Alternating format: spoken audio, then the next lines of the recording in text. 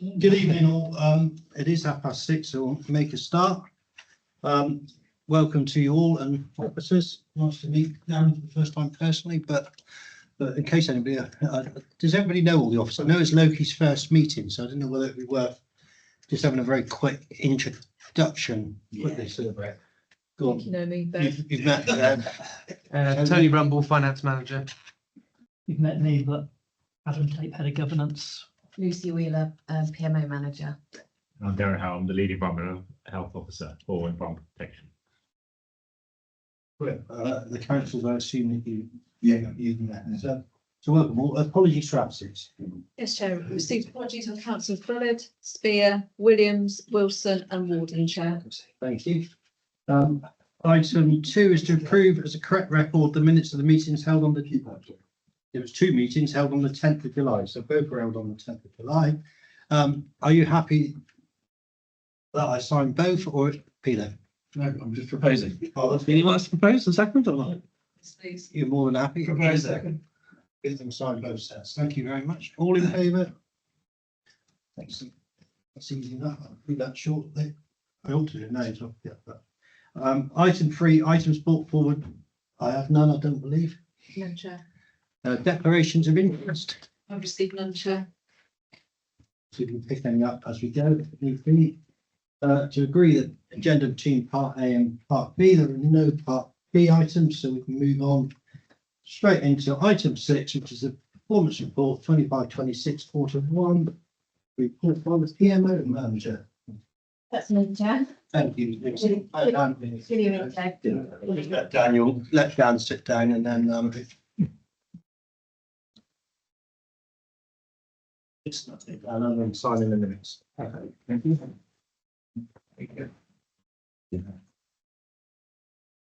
Good evening, members. Okay, if I proceed. Yes, please. Thank you. This report brings forward our quarterly performance report from the Programme Management Office.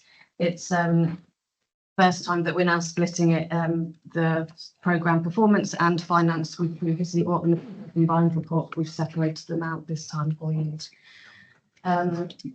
If I draw your attention probably to paragraph 4.2 of the report, and I'll just pick up the key areas in the 5 programmes.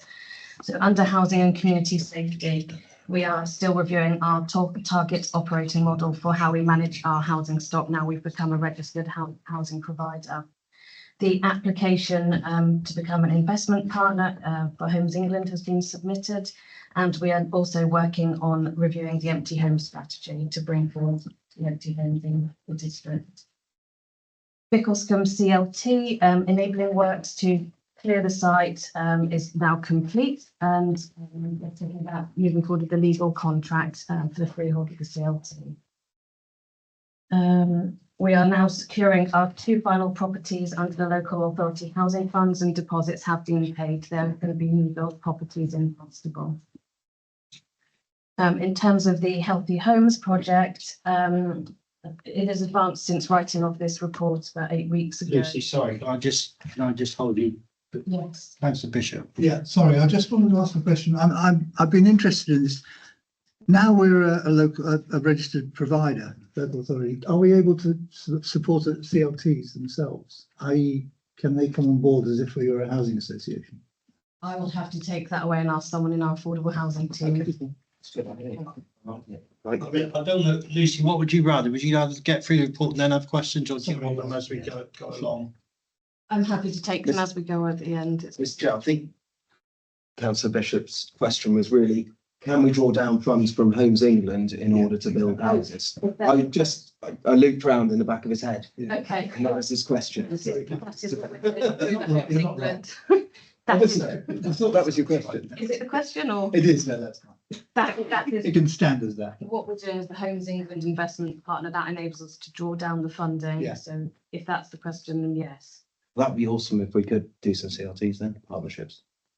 But I can take that away and double check. I'd rather double check that information. So.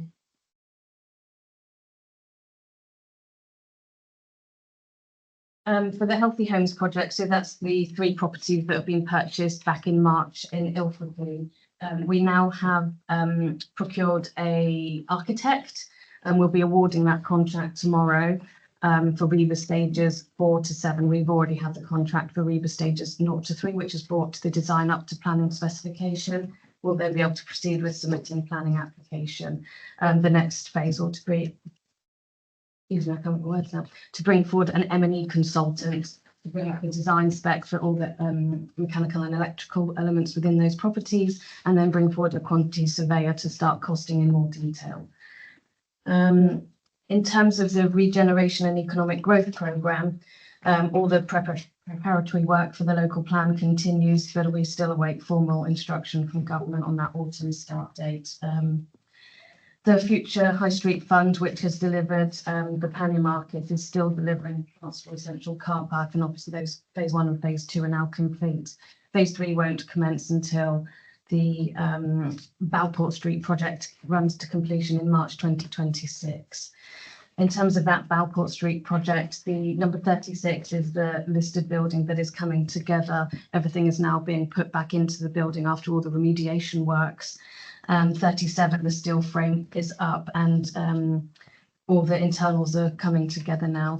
The annex on the rear of the building is erected, and again, internals are being installed. The cultural studios along the side of number 37 are also now taking shape, and you can see the real structural floor plans coming together. So in terms of the occupancy of those buildings, we've issued an expression of interest calling for commercial operators to run the building, but also existing businesses across Barnstable. There's been quite a level of interest. So the project team are now working with those who have registered interest and establishing what that model will look like when we're open and operating. Seven Brethren, so the Section 73 planning application has been approved for the flood works, and they have started on site just this week on that flood element. Cultural Development Fund, this is a partnership project, so there's a lot of revenue activity, but also some capital to deliver internal works at Bridge Chambers to bring cultural space forward. You'll have seen it's all boarded up. The hoardings on an internal works are ongoing through till March 2026. Ilfracombe Seapool, at the time of writing this report, we were advised an update would come to S&R in September. This has now been pushed back till October. The Bremerton Quay retaining wall is under live procurement. Ilfracombe Place action plan continues to be developed in line with the One Ilfracombe programme.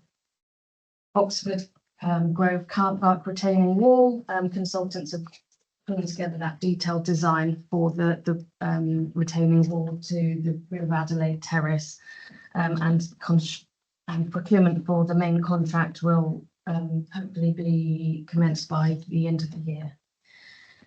The archaeology project is just commencing. Heritage Lottery funding secured money to record artefacts from the library in Link Road build in the 1980s, which has been held by the museum in storage.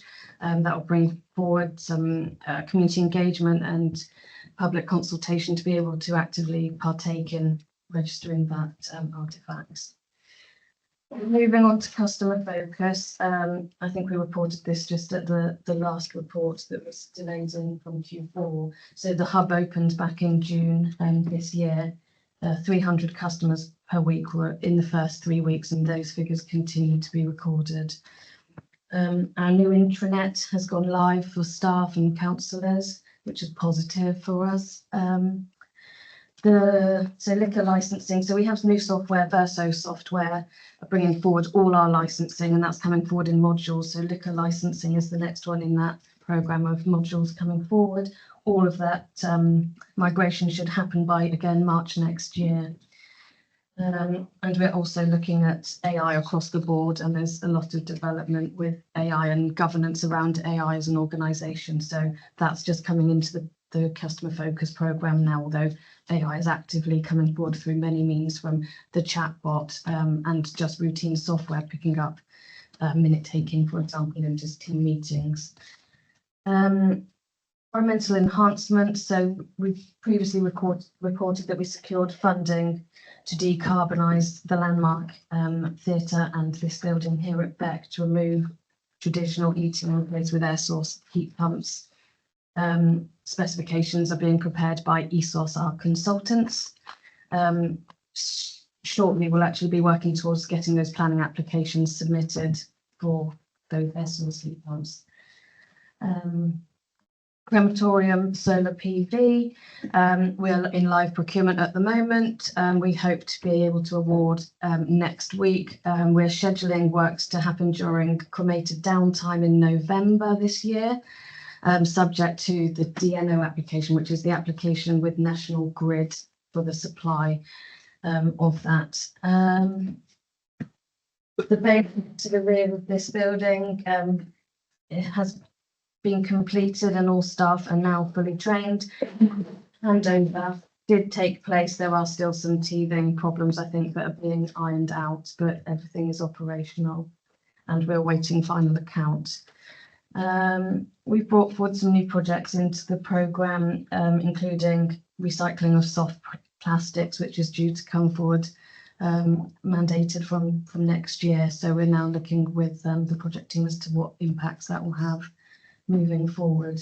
And there is the member working group on recycling rates also meeting.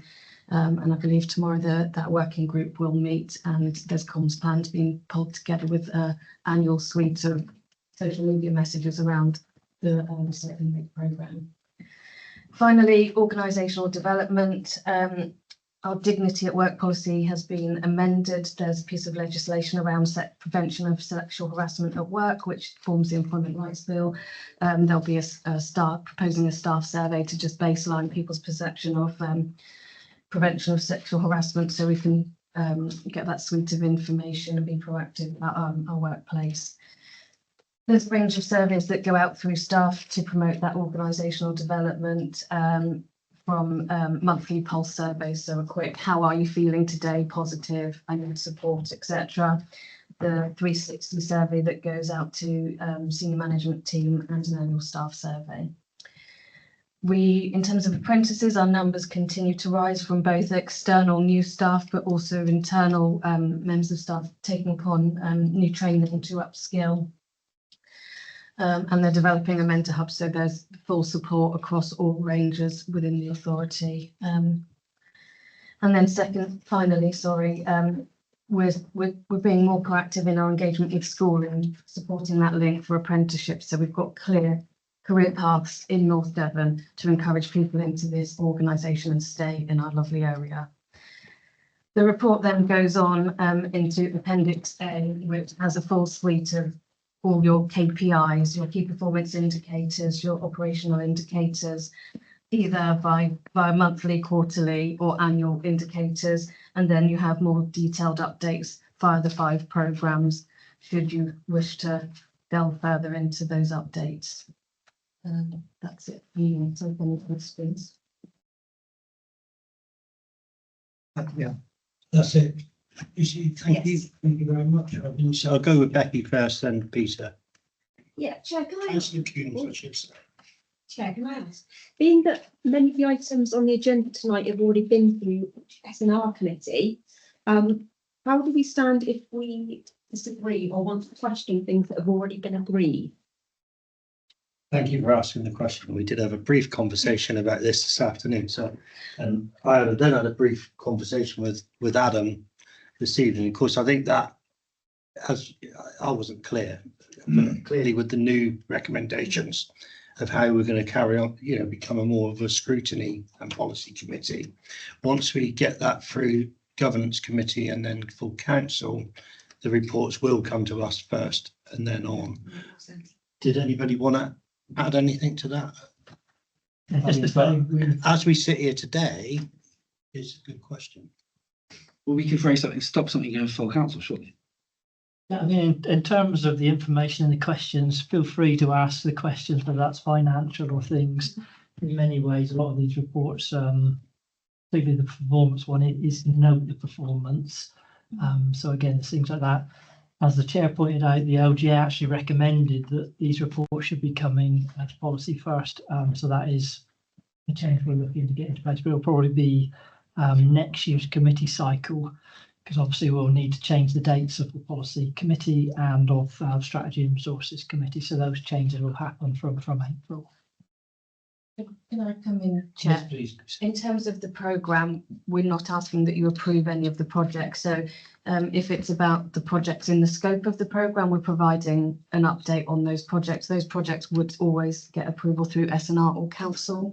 So I think that if there's a specific question about the deliverability of the project, that would be via a separate report, either through the capital process, if it was a separate project, or within internal budgets that it's delegated to officers. So I just wanted to be clear that in terms of this, I think bringing it the other way round, it's still to note this report. So if there's any questions on what projects Presumably, at times, we might want to make a recommendation that might be contrary to what SNR have already agreed, as it is at the moment.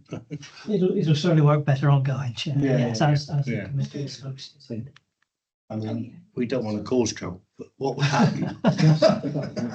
What would happen if we made a recommendation tonight Because in that was theory, contrary to what the SNR committee have already approved?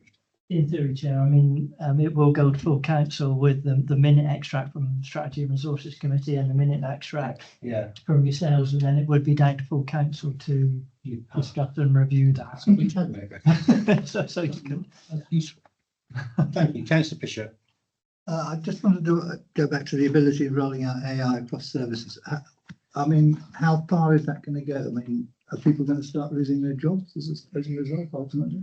No, I don't think it's going that far. So it's using existing software. So for example, we have project management software. It starts predicting where risks are and things Okay. in that guise. So And again, minute taking, you said minute taking as well. Is not minute taking in formal meetings, but when we have project and program meetings, it will capture the essence of what's being discussed and save time that we have 3 people doing that and free up resource to do alternative. They'll still need that manual intervention, and it's not in this environment. I say it's just okay. in those. Do you think it will be ultimate?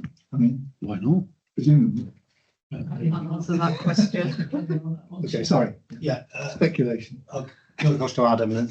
I know that the central government are actually trialling an AI. It's actually called Minute Taker, I think, or Minute. So they're trialing that at their cabinet meetings, and I think the aim is then that will be something that they look to promote to local authorities. I think they're also trialing other aspects of planning, AI and things like that can pull together some of the consultation responses.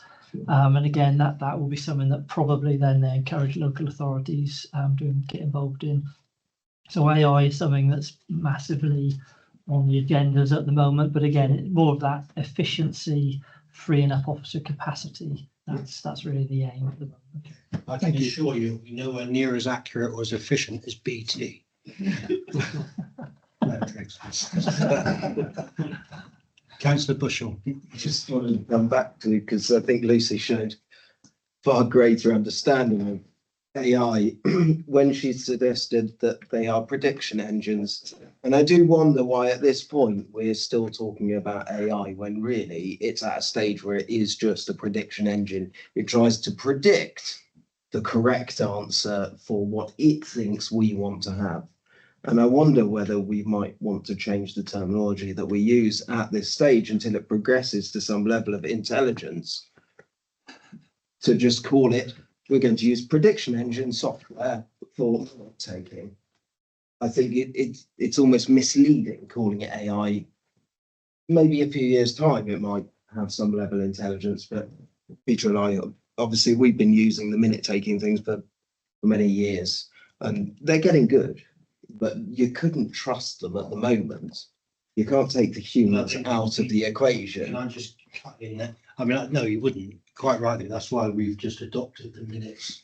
You know, no disrespect to BT, who's excellent. We, you know, it's our job to read them and check they are a correct record. And obviously, if you felt there was any inaccuracies, you would challenge that, as we do now. I mean, yeah. Well, I mean, I don't want to get into a big debate over AI, is what I'm basically saying, because I think it's, you know, let's concentrate on what we can control. I think it's early days is what Yeah. We're just looking at opportunity. I think there's some small scale trials going on, Chair, mainly within the ICT. As Lucy pointed out, we're trying to get that governance piece right, because again, some of these AI tools, they use the data, and so you've got to be careful that people's personal data is captured and it's not open on the Data sharing internet. protocols, So etc. there's also a lot of governance that we have to get in place before we really look to push things out. As I'm not an AI, and I don't know where we're supposed to add this into the meeting,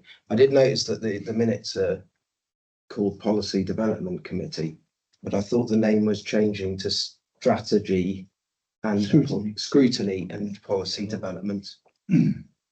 Plus that later. What we just discussed on the last question, so obviously we're in that process, so there's a group of recommendations going to the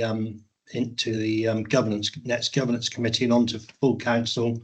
Obviously the constitution needs to be changed, so that once that's done, then we will be the scrutiny and policy committee. So Is that agreed? Is it? Yeah. well, no, it's going to governance for them to scrutinise it. Then to council, or do we get a look at it, or they just do it to us? I mean, in theory, in theory, the name change came from this committee. Yeah. It has been agreed through sort of strategy and resources, the report that went there. Obviously, in terms of the constitution needs to be updated to make that change. So as the chair pointed out, that's going to governance committee on the 22nd, really to get those, the name changed and to update in terms of reference. And really then that will go to the following full council on the Wednesday, the 24th. And So then- our October meeting, we potentially will be the scrutiny and policy committee.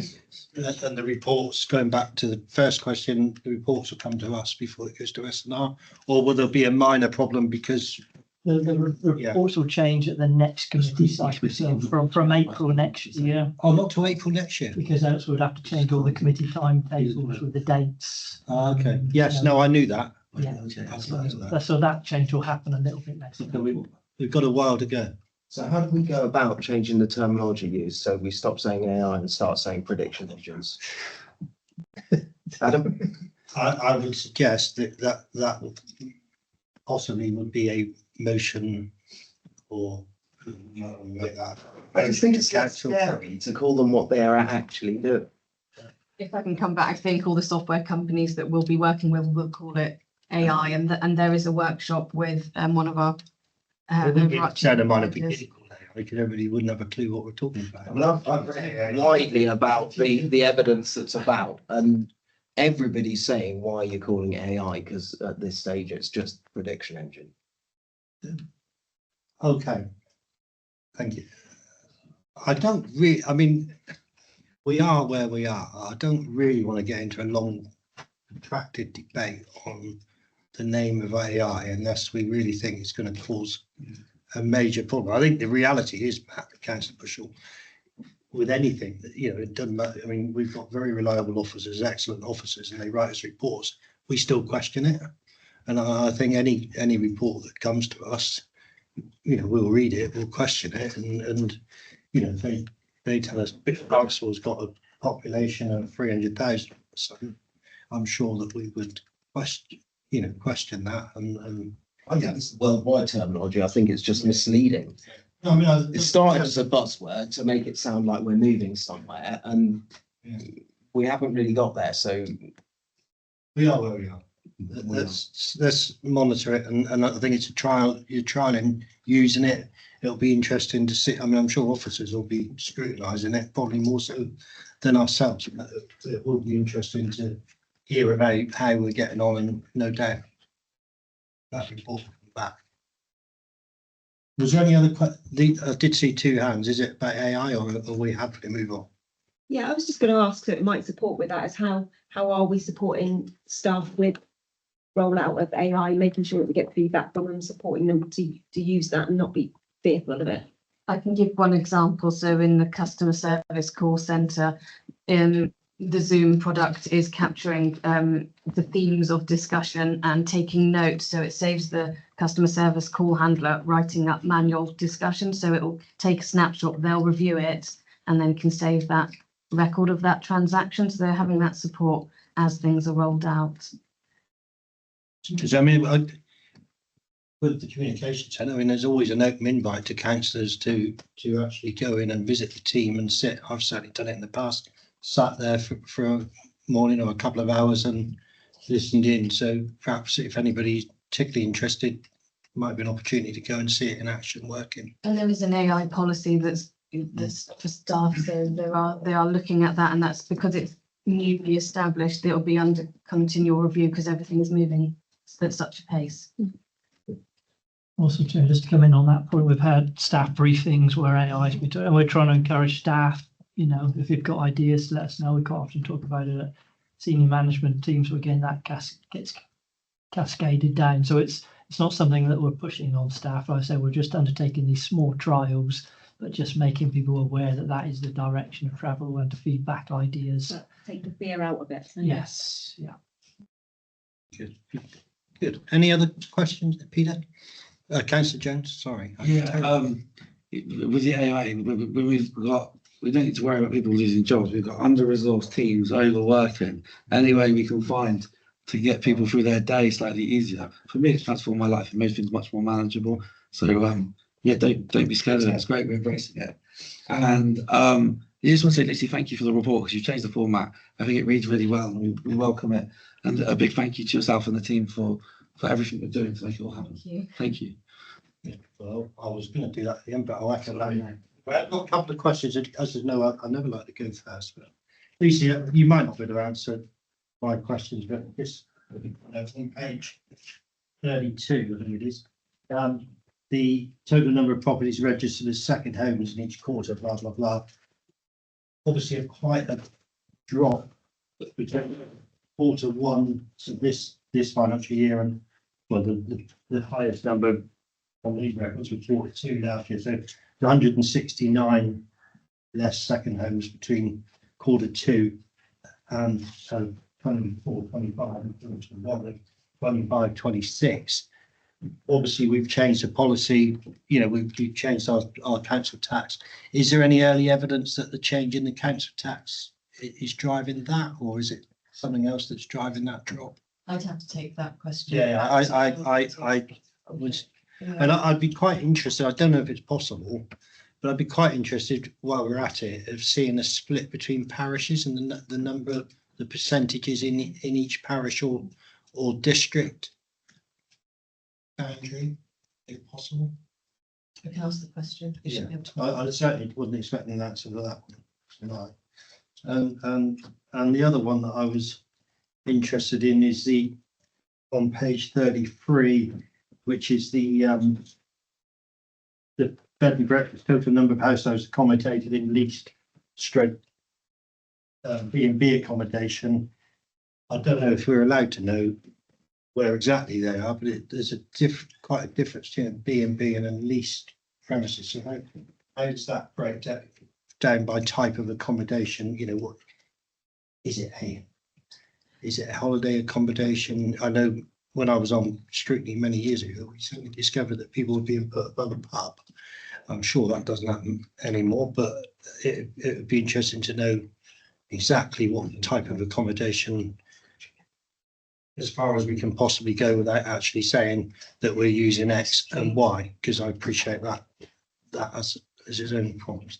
It's something that we can bring back to you, Chair. Yeah, and following on the figures, obviously you look at 23, 24, we're in the 60s and 70s and into early 2024, and then there's a lovely drop quarter two, quarter three, quarter four of 24, 25, the amount of people in B&B, and then we're sort of gotten the full, you know, it was in the 20s in the latter three quarters of last year, and we're up to 47, and in the first quarter of this year is there a what's caused that that sudden sort of spike?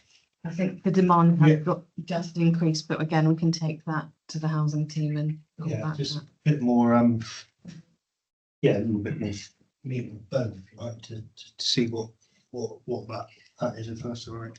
Would it be helpful to have some written summary against some of these performance indicators where there is a significant variation? That's, you know, if you go right through this report, you're going to end up, you know, it's going to end up 1,000 pages long. I think that, I guess, is for us to look at the general indicators, and then where we see something, we ask, is imagine using AI, it might be possible, but We might not get the right answer.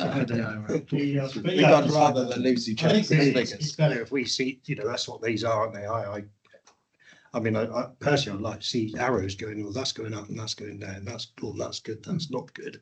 And then sort of looking into it. But I guess if you've got a concern, or the council got a concern that something's going up, yeah, I think there's definitely, it can come from the councillors or officers, couldn't it? You ought to be looking at this because, you know, this is where we have a concern or worry. I mean, on a positive on that, I mean, it's fantastic. The, you know, clearly we've got our own accommodation. We've bought our own accommodation. You know, again, this quarter we've reached the highest number of people in our own accommodation. So the figures You would can be. see that trend as a result of that. Yeah. So it's sort of, we've got two highest, we're not highest, it's a lot less than it was in 23, 24. So obviously it has had a really positive impact overall on our own. But yeah. Just Councillor Bushell. Following up on Peter's comments about CLT and whether we can draw down funding, you obviously know all of the holdings which the district council has. Would it be worth you having a look to see if there's any land that could be used as an exception site within our holding? I would, as I said at the start, I'll go and double check that we can move forward just as with CLTs. What I suggested that we can apply for Homes England funding for housing. I don't know if that applies to CLTs ourselves, so I can take that And I away. don't know if we have any land which could be used as an exception site again, but I think that would chase probably the next question Councillor Bishop would ask. You know, if you find that you can draw down from Homes England. Take that to our states. Thank you. On final one. I was really quite excited when I read about the Pannier Market Easter event, and we used an apprentice to pull that off. So I think congratulations to whoever the apprentice may be, and yeah, it's good to see that we are sort of encouraging that. So really good. I guess this is around the events there. Generally with the Pannier Market, I'm sort of interested in its performance, if you like. You know, we've had a significant investment in the Pannier Market.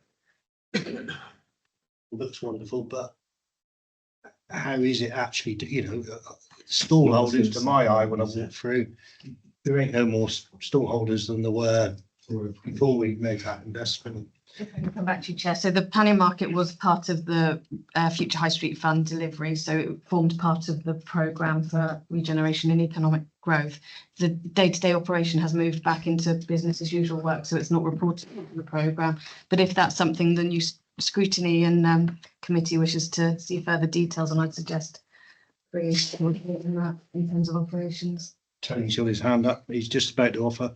Well, within the performance report, we are reporting that the events income is down on what was expected as part of the Future High Street Fund programme. And I know as part of the meeting, Sarah Jane was taken away and having an officer meeting about how that events income was coming together. And I don't know whether that meeting has taken place yet, but I can certainly report back to the committee when we get some information in regard to that, because that's part of the figures that make up our. Yeah, I mean, if I'm brutally honest, I haven't run out of time by the time I got to read them about it, you know, but I do, I mean, I wonder whether this is something that we form a little working group to look at.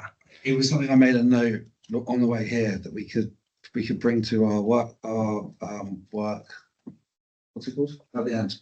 Work program.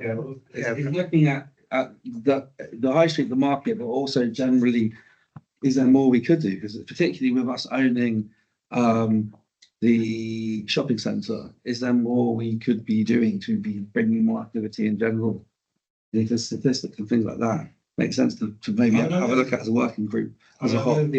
All the old arguments about, you know, what stock for traders is the park being in Barnstable and having to be in there early and then having to wait till the end of the day before you can bring the cars back in. But you know, it restricts traders, but I think it is, I mean, it's fantastic, some of what they've done, you know, there's obviously a lot of effort going in, you know, the seating area at the top of the spud, you know, it, there's obviously some effort being made, but it just, to me, is a bit, still a bit disappointing, and, you know, I just wonder with 40 councillors, with the, you know, if we have better knowledge of it all, how we can drive, because it's so cheap on the face of what it costs to rent a table.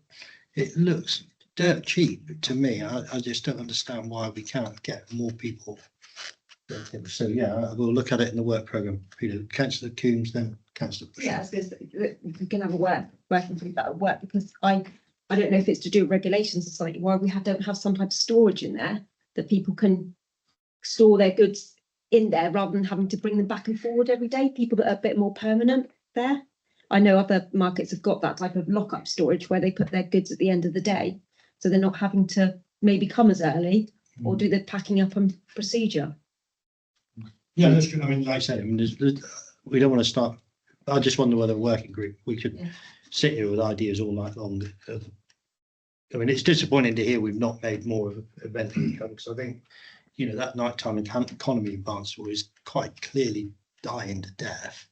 And as it's proved, when you have a really successful event on the market, like the Food Fest or the, there was something recently that went on for 2 weekends. My daughter works in Marks and Spencer's, and she said how busy they were on those 2 Sundays compared to other Sundays. So it's quite clear, if you get something really good going on in the pannier market, that spreads out, and every, you know, other businesses benefit from it. So I think it was Councillor Bushell then. Yeah, I think maybe I was too subtle in the way I phrased it to our consultants when they came back to us about the Future High Streets Fund, because they quoted markets from all over the country, and they were completely blind to the fact that South Molton has been winning awards for I don't know how many years. And before we even look into a working party, is it worth us sending officers down to have a talk with the staff that run South Molton?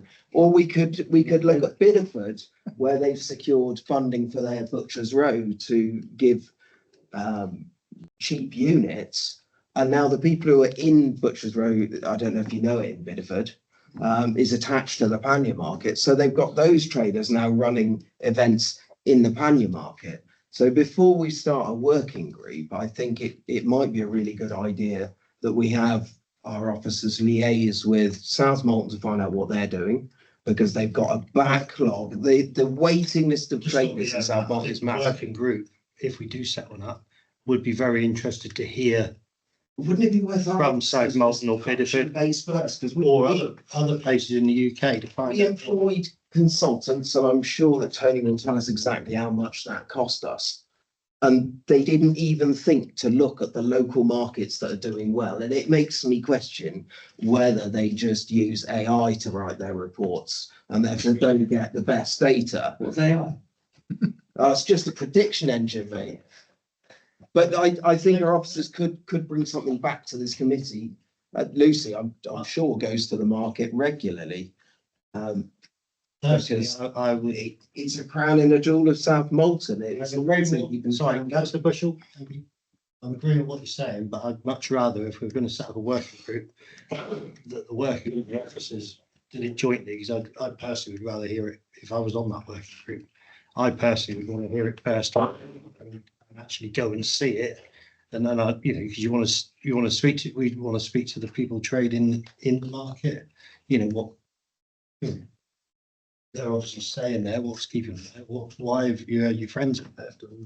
Why, you know, is South Molton so popular? I mean, I suspect it has a lot to do with parking. I don't know, but at the same time, you know, hinterland around Barnstable is probably very different to the hinterland around South Molton. No, I think it's just a really good market that's got a good vibe to it. And if our consultants years ago had actually gone in there, we might have been a lot of steps further forwards than we are now. Lot more to the consultants did a lot more than the actual operation of the pannier market. It was more holistic view of Quoting markets from hundreds of miles away, but didn't go to one that is just 5 minutes down the road. Or did we follow the recommendations of the consultants? I can't remember exactly what the recommendations are, but For all I know, they could have recommended we should be doing A, B, and C, and we've actually done B, E, and you know, it does need looking at. I think that's the point I'm making. Councillor James. Well, just very, very briefly, I was at a business forum for Mid Devon earlier, and it was amazing what came out of that, which was the importance of the town is so crucial, because the biggest problem for employers is the same as for us, is retaining staff, getting good staff and getting them to stay and staying locally. That when we come to making decisions about how much we charge for parking, we should actually be thinking about how much we value staff working for our best employers, because actually it roots to the same point. If the high street isn't booming and fun for people to go out in the evenings, people to go out for the day, to go out into the market, they're not going to be staying in those local towns, and they might be moving to other places and going to other businesses. So the point, we need to look at it really carefully, because honestly, when we put that parking up by 50p, we might not just be damaging the town centre, we might actually be damaging our entire economy. Right. Councillor Bishop, and I'll take that as the last one on this one. I don't know if this is particularly relevant, but I'm aware that the Household Support Fund, which I think is government funded, is currently on hold until October, till the end of October. Do you know why that is? Because we've run out of funds, presumably. Haven't we? I don't think we've. Sorry, I don't think it's a case of that we've run out of funds. I think it is more of a case of spreading out the funds, because I think there is a window, and rather than necessarily use it, that's my understanding, that we've just paused the scheme for now. But again, we can. The reason I'm asking, I've worked for Citizens Advice as well, so I'm well aware of what's going on in that aspect. Okay. So just to really thank you, Lucy, for a very thorough and excellent report, and we will look forward to some answers. And I know you want to get away, so we'll see you next time. Yeah, thank you, Linda. Thank you very much. Thank you, Lucy. Thank you. Thank you for a good report. It broke things down very well. So now we move on to item 7, which we're waiting for that. Yeah, we're happy to note that report, aren't we? We're subject to those questions. Now we move 25, 26, page 67, 94 report, and Director of Resources. There we go. Thank you, Chair. Good evening, members. So I'm here to present the quarter 1 report. The recommendations in the report are in 2.1 to 2.5 on page 67. Firstly, I'd like to talk you through our revenue position. The revenue budget 25-26 was approved at full council in February 25 at just over £18 million. The forecast budget surplus as at quarter 1 is £8,000. The variances making up this small surplus are shown in Appendix A. These are detailed on page 77. Since the report was written, the National Pay Award for staff has been agreed at 3.2%. The additional 0.2% over and above what was built into the base budget equates to an additional circa £40,000. And as part of the quarter 2 performance report, we'll fund that shortfall from the budget management reserve. Planning fees are performing above average levels for quarter 1, above the budgeted levels for quarter 1, and we're estimating initially an additional £100,000 of income at this stage. Quarter 2 figures will give us a clearer picture on this and whether this trend is continuing. Pannier market income, which I alluded to earlier, we're reported at the moment down by about £65,000. About 20,000 of that is general stalls, and about 40,000 of that is the events income budget. And again, as I alluded to earlier, there is an officer meeting, and I can feed back the results from that about why that income is the way it is. And I know that the head of regeneration and the Pannier market manager were meeting and talking about that, so I can come back with the details of that for you. Cycling sales are currently down on budgets, but we are hopeful that now the new baler has been commissioned, we should be able to start to reverse this deficit through the quality of the product going through during the rest of the year. So again, the quarter 2 figures should hopefully start to reflect that. The uncommitted element of the collection fund reserve is just over 550,000, and this gives us some protection against future volatility. External borrowing at the end of June was £12 million. Now moving on to the capital programme. Capital programme is attached to Appendix D. The current capital programme stands at just under 19.5 million. We're proposing overall variations of just under 285,000 to the 25-26 programme. These consist of 3 new capital schemes that were scored high by the PAG team and also being to senior management team for inclusion and approval to go into this report. And also some slippages to later years. All details can be found in 4.4.3 of the report on pages 65 to 68. These changes take the revised total capital programme to just over 21.4 million. The funding of this programme in total consists of an additional £9.5 million of borrowing, which will be a combination of internal and external borrowing, 10.2 million of external grants, which is money we've drawn down, and 1.7 million of our own earmarked reserves. The actual spend at the end of Q1 is just under 2 million. Release of funds for this quarter can be seen in 4.4.8 of your report. And then we have the normal treasury management, debt management, and general debtors sections in 4.5 to 4.7.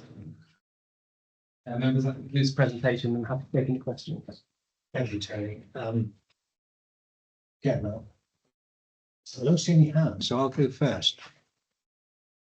Yeah, I mean, obviously, looking at page 77, it sort of leads back to what I was talking about previously, really.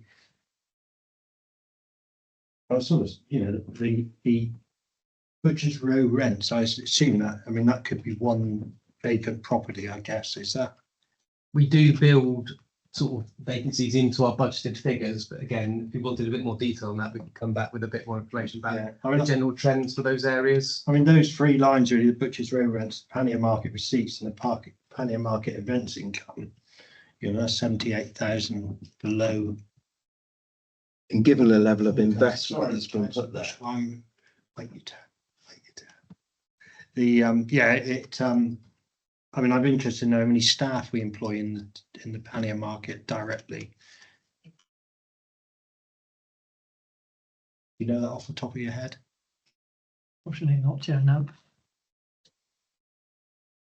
I know we've got a new Pannier Market manager, she's been embedded into the post, and I know that we have people that move the tables in and out, but again, we can come back with a bit. Yeah, I mean, just I'd be interested in knowing what I guess the full-time equivalent hours that we are spending on that, because I mean, obviously, when you look at this, something's not an improved environment, quite an investment, and quite a severe drop in income, both on both, yeah, whether it be events or receipts, and hopefully, how new is the new Pannier? I mean, obviously, it might be that. And who's the new person, for instance? You know, what's you did say her, didn't you, before I start being sexist? I think, yeah. What's her, you know, would it be possible she could come and present to us what her plans are to drive that improvement or increase those figures? I think we could probably tie that in with the officer meeting that they've had and talking about that events income, and then maybe either herself or Hannah as the town centre manager, or maybe Sarah Jane can come back and whoever be appropriate to sort of talk through the findings of what they've come up with. Yeah. Useful, thank you. Councillor Bushell. Yeah, as Councillor Jones has said, you know, the wider effect of having a bustling Pannier Market is more than just financial. Could we have things broken down in the cost of the staffing, etc., the cost of all of the electrics, because that is a commercial arm that we need to function commercially that has a greater gain overall. I mean, we spent, is it 10 million quid in that area of town, or is that the whole bit? Well, I mean, it's several £1 million, isn't it, to that area? So we're handing the market manager really the best case scenario there, and the Butchers Row as well, that they've got the chance to step in and really capitalise on all of the improvements that have been made. Is it their remit that they need to, they're treated like a manager within a normal capitalist company, where they're saying, right, well, these are your expenditures, this is the money you're bringing in, we need you to hit these targets, here are the human resources that we've got you, but obviously they come at a cost. So are we running it as a business, or could we have a breakdown from the new manager, the market manager, of their entire business case? Because I think that it would be worth us looking at that. What you're suggesting is, is a bit, you're pushing on from where I started. I think it would be, I think if we want to see a warts and all, the incomes, the outgoings, and everything related to planning market, I guess, and all. Yeah, I mean, as part of what we bring back, and we could also bring back like a sort of trading account by. I mean, it might be that we actually bring it back to a working group if we are going to form a working group in a bit, rather than, because I think some of it will be commercially sensitive and all the rest of it. So I think it'd be better to look at it as part of a working group to start with before we And certainly putting the staffing costs into a bubble. Yeah, we just need to look at it all and then understand how it all works, so that we can then start to work out how we can, then obviously it'd be useful to hear the plans of the new planning market manager, the town centre manager, and sorry, Sarah Jane, head of economic development. Be interested to see how that is linking up and yeah. I just think it would be quite useful to bring it down to that granular value rather than bringing the whole town centre in it and green names and all the rest of it.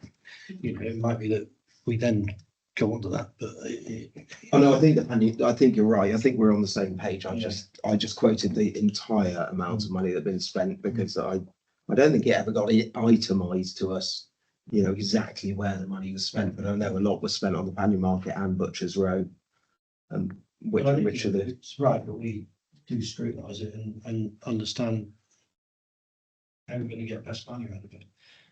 Any other questions on the finance report, Councillor Coombs? It's not a question, and I don't want to cause lots of controversy, but just wanted to point out with people currently painting red crosses around, that one, that just a reminder, is criminal damage, and two, it's going to cost all of us to have those things repaired. I guess your question, can I reframe your question? I know what the county council's going on is. Your question is, what have any of our assets been defaced or are people putting themselves at risk by climbing onto our roofs and falling off, putting their flag up? What would the issues be there? Don't answer it now, but I guess that was your question. It's probably one for Darren, I don't know. It's certainly not anything that's come our way in terms of the assets that I'm aware of. In terms of, let's say, graffiti, I'll put it under that, because that would normally come our way. There are lots of graffiti questions that come our way, but that one certainly hasn't been one that's come my way. I thought the toilets in Ilfracombe have been done, the new toilets. So it's not come to us as a complaint. So whether they've just been dealt with by the parish. They belong to council now. So Yes. I mean, it has had some positive effects. I know that there was a case in Mid Devon, there was a caravan that had graffiti all over it, and it stood there for 8 or 9 months, never got removed. They painted the Red Cross and it went the next day. So sometimes there is some positive over it. Great, that's faster than we can get positive. Yeah. So yes. I think ultimately, I sort of agree with the political position in the county. Really, I think we should. We're just letting it. Just stay. We've been recorded. Yeah, and I think overreaction might stoke it, as opposed to, let it run its little course, run its course, and we deal with it. I think the exception to that is, if it's done in an intimidatory way, i.e., and I think, I take the Sunrise Diversity Centre in the middle of Barnstable. If suddenly a load of, flags and everything was put up around that building, I think that would be a clear, provocative move, and you would probably move it, certainly. But I think I believe those responsible for this are hoping that we're going to overreact. We're going to take it down. We're going to remove it, and that will whip up even more support for their cause. I can understand. So that I think why- a sensible approach is the way forward. I understand why the county council are worried, because I've been reading in quite a lot of counties that people are now taking to the streets and painting St George's crosses in potholes to force the council to fill them in. So that's probably why county are hoping it dies down, because there's so many potholes. It's going to cost them a fortune to fix them. I've seen it on my travelling, coming from Roehampton, and yes, it is happening in the county. Anyway. I think it's a good idea just for the pothole thing, not the rest of it, but the pothole thing. I think fix our roads, That question has not been. intimidate the county council to do their job. Let's stick to, we're North Devon Council. Sorry, but we hate potholes, though, don't we, Frank? Well, yeah, I mean, like I say, it's, I could go on about potholes all day long. Absolutely, we don't like potholes, but Let's stick to North Devon here. let's stick to North. That's I think on a more positive note, I was really quite excited when I read that we were 4,000 better off for trade waste income, because it was always baffled me ever since I got here why we can't be competitive with trade waste, considering that we've got the infrastructure we've got. So interested to know what's driven that rise. And you know, £4,000 is just £4,000. Yeah, it's good. I mean, it might only be one customer, of course, but I don't know. But pleased to see it is an uptick. In the scheme of the actual income, it's quite a small variance. It's just sort of something that's noted for the report, and obviously we would need to look at, I think it's about 600,000. Oh, okay. I think we'd need to look at how the budget was set for this year, because it could be that if we were down last year, we actually reined our expectations back a little bit. So we would need to look at the trend over a period of time to see whether we're increasing or whether we're. I've always passionately felt that we should be able to do better here, and I could never understand how all these private companies could come in and set up and take business. You know, so I still think that that's an area that we ought to be exploiting as a way of getting more income into the council. So I'm disappointed to not hear that we haven't suddenly started getting, but you know, again, that's something I'm quite interested in how we.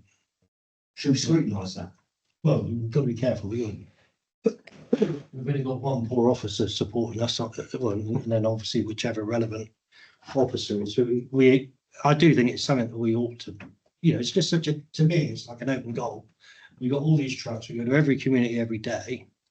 You know, how can we find a way of increasing that income? Because I'm aware of there may be a report coming to Strategic Resources in relation to the provision of the trade waste going forward and some of the barriers to that.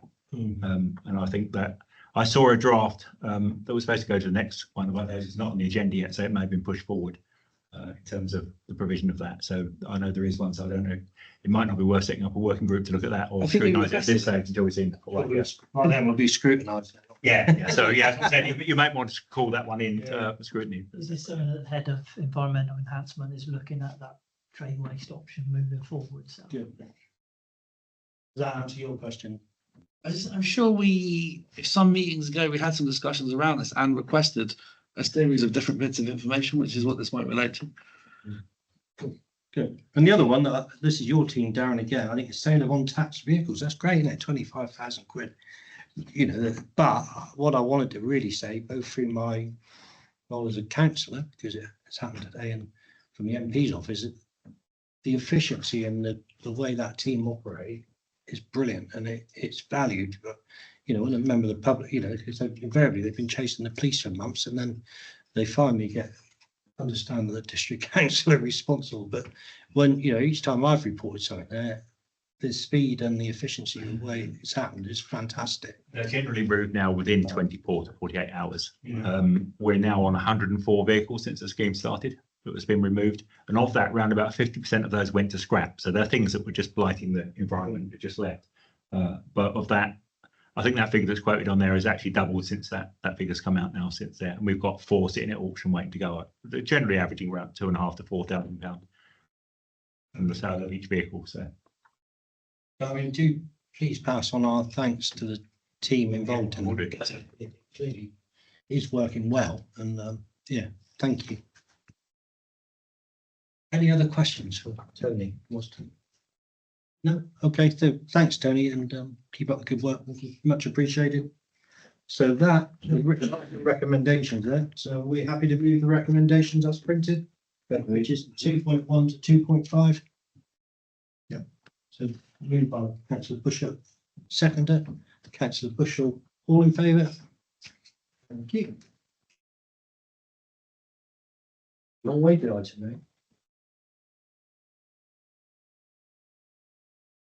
Sorry, seems to be Aaron, isn't it? So air quality strategy. You could share members. Okay. So Strategy Resources recommended that this committee have a look at the primarily about the consultation responses in terms of what we got from the air quality strategy. Officers spent quite a long time developing the strategy itself and trying to benchmark it to get that level balance right, as has been said by members here about making sure that we improve air quality, but we don't stifle local businesses and the transportation scheme and everything else that go with it. So we went out to consultation, and you'll see in the report that we got a lot of the responses back where they were relatively negative, but diametrically opposed to each other. So, for example, vehicles, half the negative responses says we weren't doing enough to do EVs, and the other half said we shouldn't have EVs and all go back to petrol. So, therefore, the responses, although they were negative, were basically picking up completely different opposites to what we did. It's the same with domestic burning. Obviously, domestic burning isn't very good for the environment, and it got taken to the big extent. We was going to ban domestic burning for people. We recognise a rural community, and for some people, it's a lifeline. So we did modify the strategy a little bit to say that where it's practicable, we'll support those schemes or government-funded schemes where we can get a practical alternative in. But there was never any intention to ban it, so we've just modified the word a little bit to account that.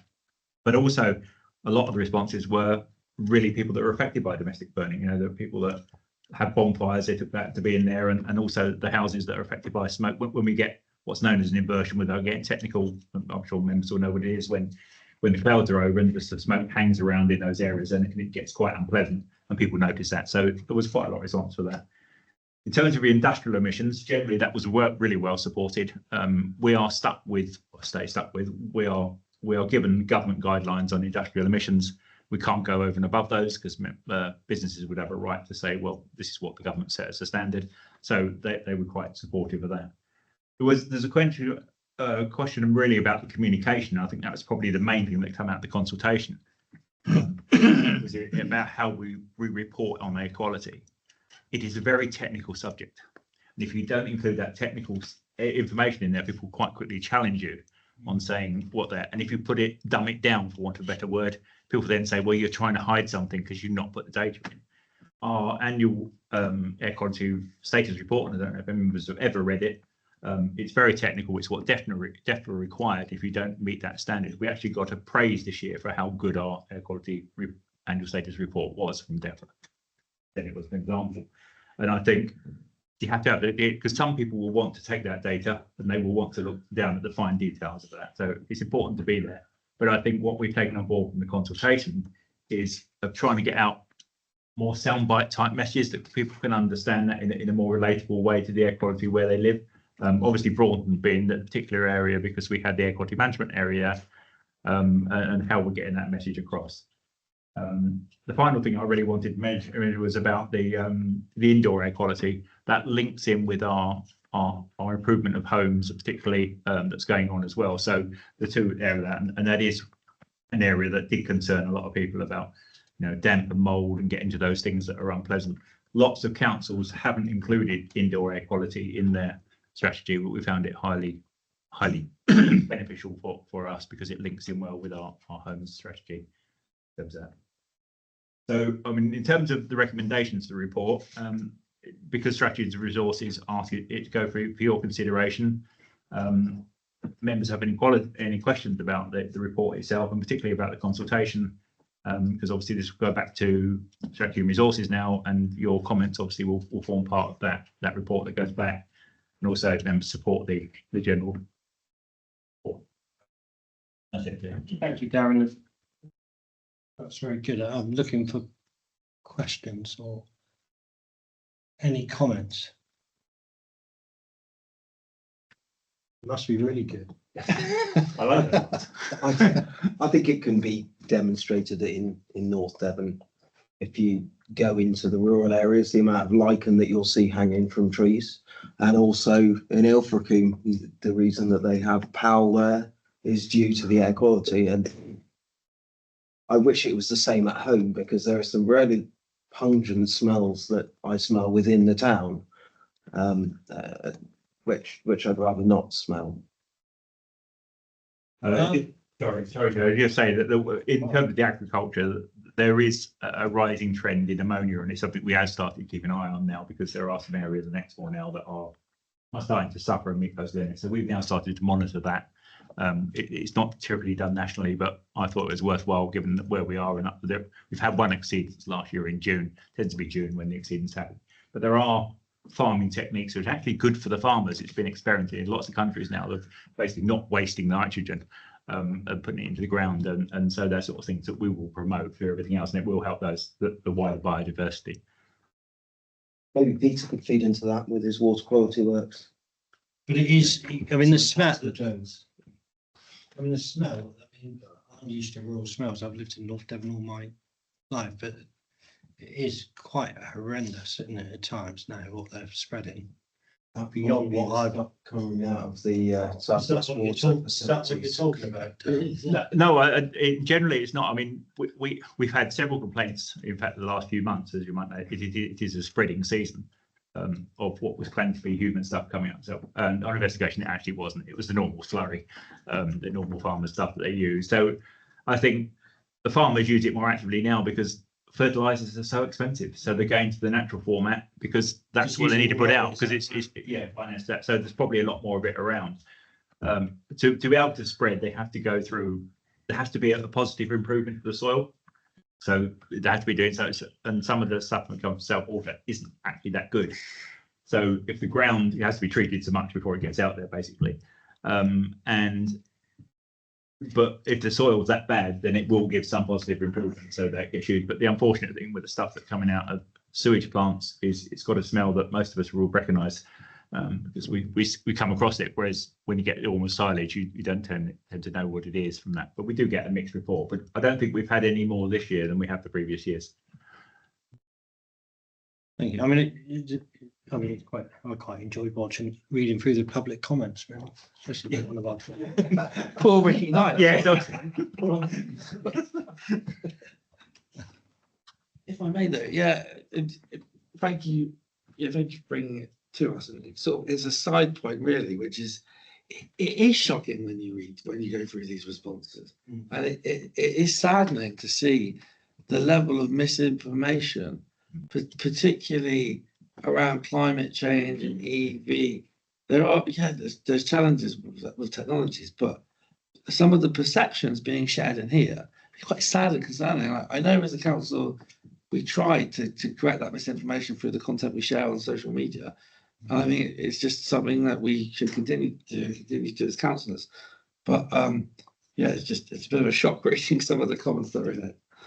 If I could say that I did speak to Donna Sibley when I got those responses back and said, how do you want me to deal with this? And she said, it's common. So it's across her areas as well in all the climate stuff. It's fairly typical sort of response. It's not unusual, which is, I was quite pleased. I thought I'd hit a raw nerve, but apparently it's not unusual in terms of this stuff. But yeah, it is quite shocking really, isn't it? Sort of. Thanks, Bushel. Then I just wanted to circle back. You highlighted farmers wanting to get goodness into their fields. Conversations I've had over the past years, probably this term, find that government policy isn't necessarily helping them achieve what the farmers achieve what they want to achieve.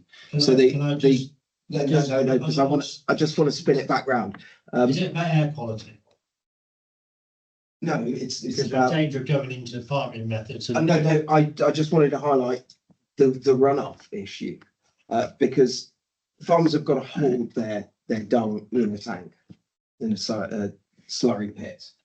But sometimes when it gets full, because of the DEFRA legislation, you're only allowed to go. Matt, if you've got a concern about that, we'll bring it back and look at the work program. We were just this is about air water quality. Air quality. So farmers sometimes are forced to put their dung onto the fields when it's too wet to do so, due to the legislation that is forcing them to hold that dung. So it's not necessarily always going on the fields when they'd like to put it on there. And we might be able to work with DEFRA on allowing them to have a drier period, because you're right, people want the goodness to go into the land. But there is legislation which forces them to empty their tanks at times which they don't think are sensible. I think as Chair said, I think that's it doesn't affect the air quality, but it does affect water runoff, which I think there's a separate programme in terms of the river water. This committee. It might be useful taking that to them. Looked at, hasn't it? I know that from ourselves, from the planning side, that we support. There's a lot of applications coming in from DEFRA grants for coupling silage and all these sort of things, the pits, so that it keeps it dry and that sort of stuff. And we support those grants through the planning process whenever we can applicate. We generally support it in environmental health.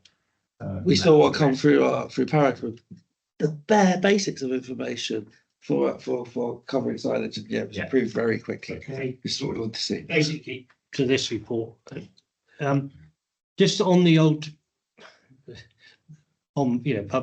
private bonfires do cause probably your phone lines to, well, not your personal phone lines, but the phone lines in there to buzz. And I absolutely, like you say, the open countryside, you don't know, but it does cause a problem in urban areas, doesn't it? When suddenly, you get some individual that just decides that, well, a load of rubbish, I'm going to burn it, and it's the middle of the summer and everybody's got the windows open. So is there anything that, because I mean, effectively there ain't a lot we can do, is there? No, I have had a question from members of the forum, from yourself, about, because we can have smoke control areas, but I don't think we've got the data to be able to support that in terms of the number of complaints that we get. Like, number of complaints we get are really, I come from the London Borough before I came here, we got, smoke control zones and everything, and you couldn't burn a packet of crisps out there without breaking some rules. But here, having got a rural community, a lot of that, how else are you going to get rid of, if you've got great big hedges going down there and you need to cut them back, you're not going to be able to recycle it. We encourage as much as we can, as much mulching and using that stuff as possible, but sometimes there's some fairly nasty stuff that you want to get rid of. You don't want to keep doing that. And I think most of our complaints are from the rural areas. People, they move out and buy a very nice house in a rural community, but somebody has a bonfire, and if it's green, it's going to smoke for a long time. We had a case in South Motton, some green stuff that went on for several months, several weeks, and it was a nightmare to manage, but there was no other practical way of getting rid of that waste. But I think, having looked at the data when we had these reports back, we couldn't really make a quality for that. And given the public's perception of the fact that they need to burn some stuff some of the times, then I think we probably get a bit of a public response to that. People don't even think these days to go around and knock on their neighbour's door and say, tomorrow I'm going to be burning a load of rubbish. Can you shut your window in it? Yeah. When does he offers to burn my stuff for me? Just incredible. I find it incredible that people wouldn't do that. It's a bit like going. There is still, Chair, there's still a lot left, I think. When we look at the data, there's a lot less in the last few years now. I think people now are recycling better. They're not burning people used to just put cardboard boxes into anything they could do and just burn it at the bottom of the garden. I don't think that happens much now, which is good news, I guess. Okay, so recommendation of 2.1 to consider an amendment. I haven't had any amendments. So recommend to, so basically we're asking to recommend to strategy and resources to adopt the air quality strategy.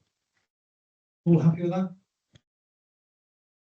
Moved by Councillor Dawson, seconded by Councillor Bushell. There, got you now.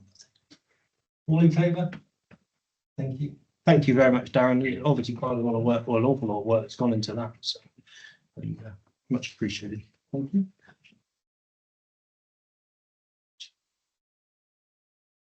Oops. Straight to the light. Yes, I know. There's no document attached, Chair. Okay. There's no document attached. Oh, that's why I was. That's good. I 9 is following on from our meeting last month with which discussed the health inequalities. Actions, next steps following the meeting of the committee on the 10th of July. So, unfortunately, Councillor Wilson can't be with us tonight, but she has sent in a report. So Yeah, I'm trying to think who's leading on this really, from an officer point of view.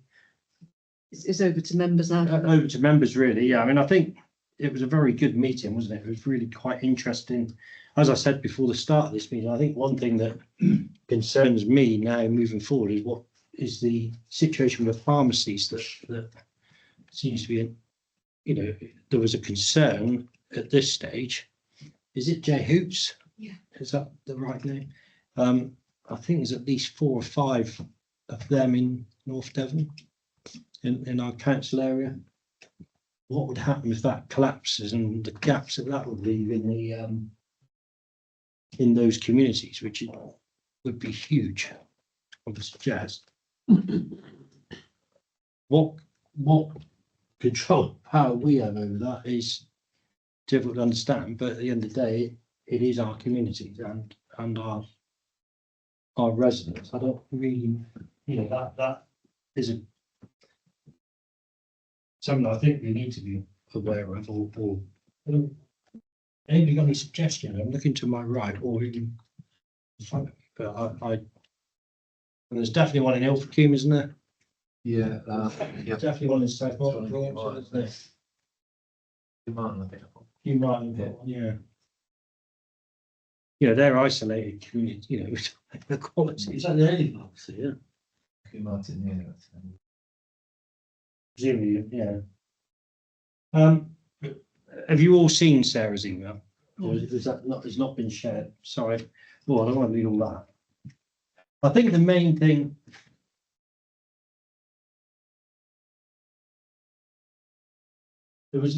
I think the main thing that came out of it really, for me was what Dr. Moody was talking about, wasn't it? And he's working on that outreach team and how we get to the hard to get communities. And he was talking about a bus, wasn't he? And like almost a health bus that went out and visited communities, and you had the whole lot on there. Who we'd be talking about, but you might even have a dentist and a optician and a your heart monitor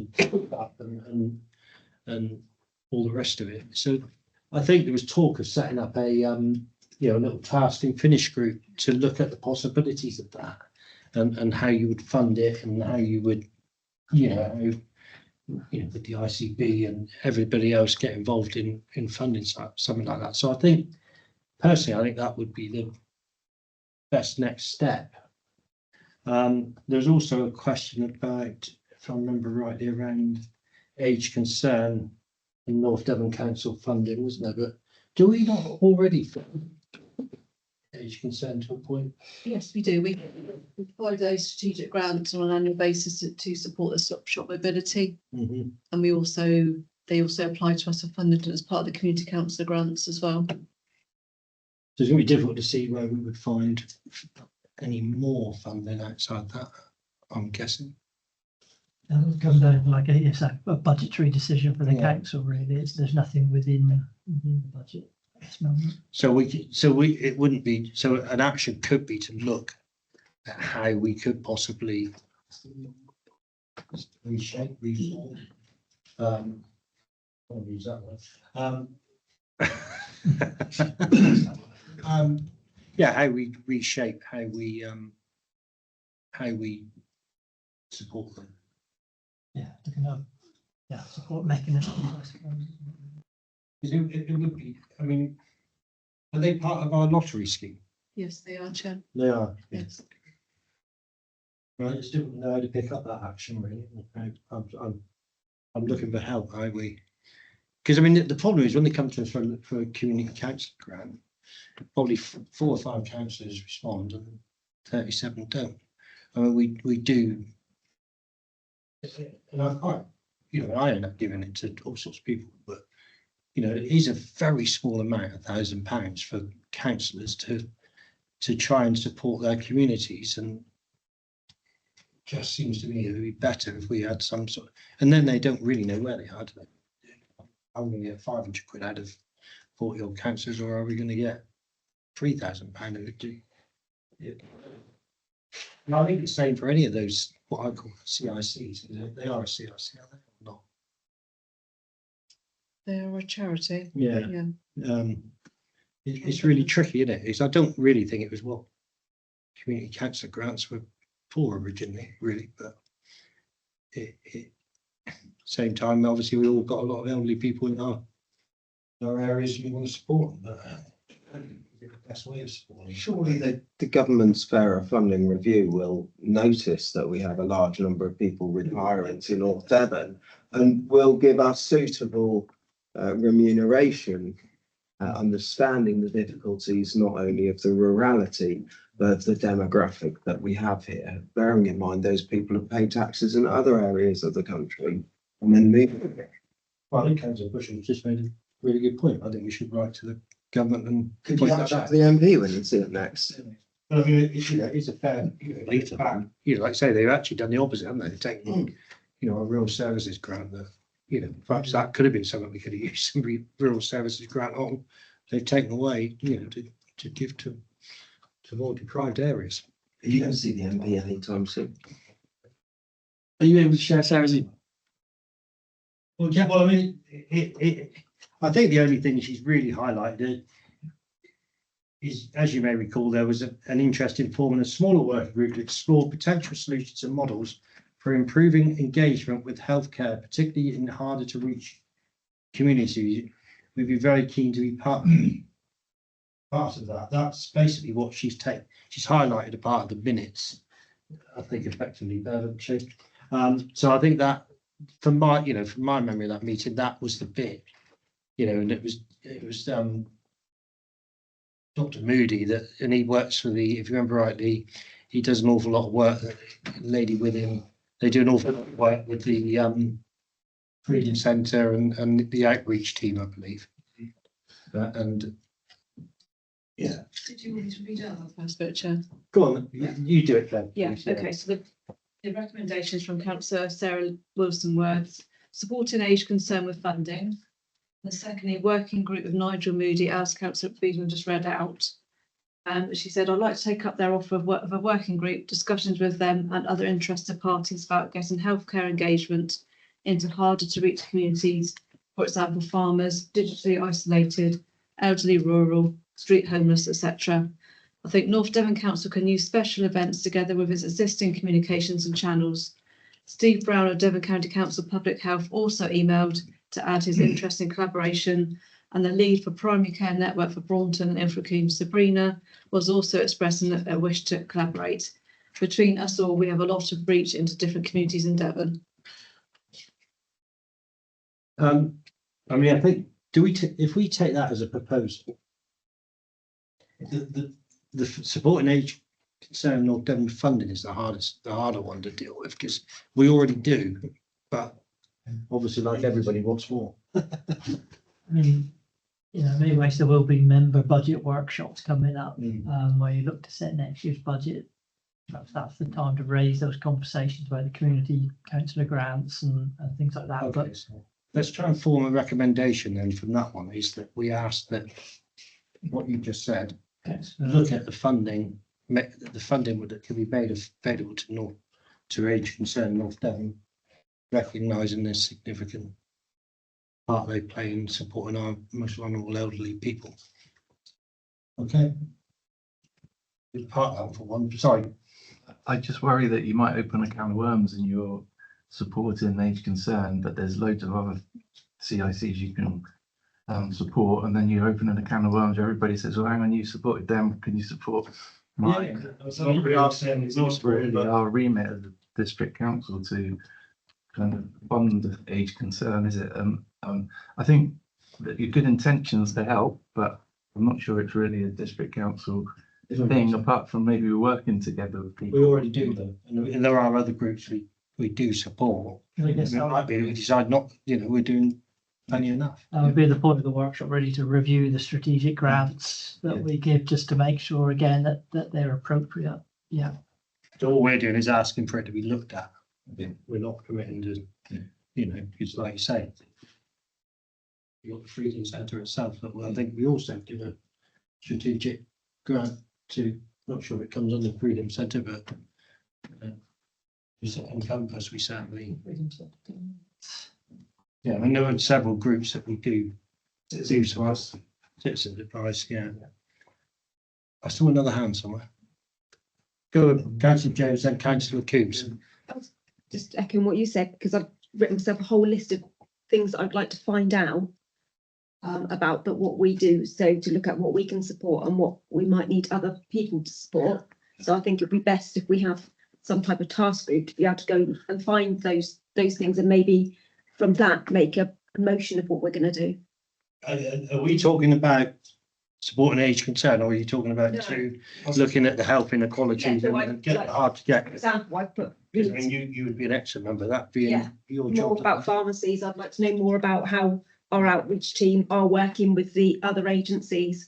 But rather than sitting here doing that, I think maybe we need some type of group to put all that together. So what we need is a recommendation, Bev, isn't it? And I think Councillor Jones is about to give us that. Can I make, firstly, age concern, agree, but can we just request, as you said, that that is considered as part of the review when we look at organisations that we support?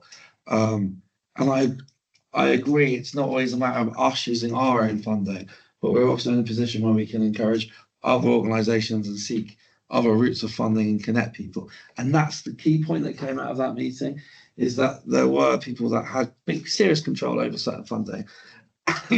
And they were connected. So, and I think the working group needs to facilitate that and continue that. So can I make a recommendation that we form a working group to be chaired by Sarah, she's continued to chair the other one, to continue to look at that work, and also to invite some of those attendees that want to continue working with us on it to form a group and to continue doing it. And obviously those of us that want to be involved I think to be part of it. I mean, absolutely. The only caveat, I think it should be, we don't want to overpower it with councillors. I think it's important that we have, because else it would just look like, and obviously Councillor Coombs has expressed an interest, Councillor Wilson, absolutely. And I would suggest one other, maybe one other. So we've got 3 councillors. I'll support that. 3 councillors. Very wise of you to say that, Frank. And then obviously, I think, like I say, hopefully Dr. Moody and a couple of the other people from there, the lady from Age Concern, perhaps. So you've got that. Our MP might want to be involved as well. Our MP might want to be involved as well. Well, he'd be interested in the report, wouldn't he? You're not going to get a lot of work on. He runs one dentistry, and Well, yeah, this is a bigger issue. so that's done on Teams as well. But I think this, he would certainly be interested in the, in the report, and anything that you can suggest that he needs to push at parliamentary level. What's the other councillors there? Councillor Coombs and Wilson. You mentioned one other. Well, I didn't know if Councillor Jones, who's missing tonight? It's Councillor Councillor Dawson isn't on any of the other working Oh, groups, yes. so perhaps he might want to Councillor, put his just finger at toes in. Bullhead, you got Spear. Liz was very, Warden, Wilson and Warden. I mean, Liz, I think open it up.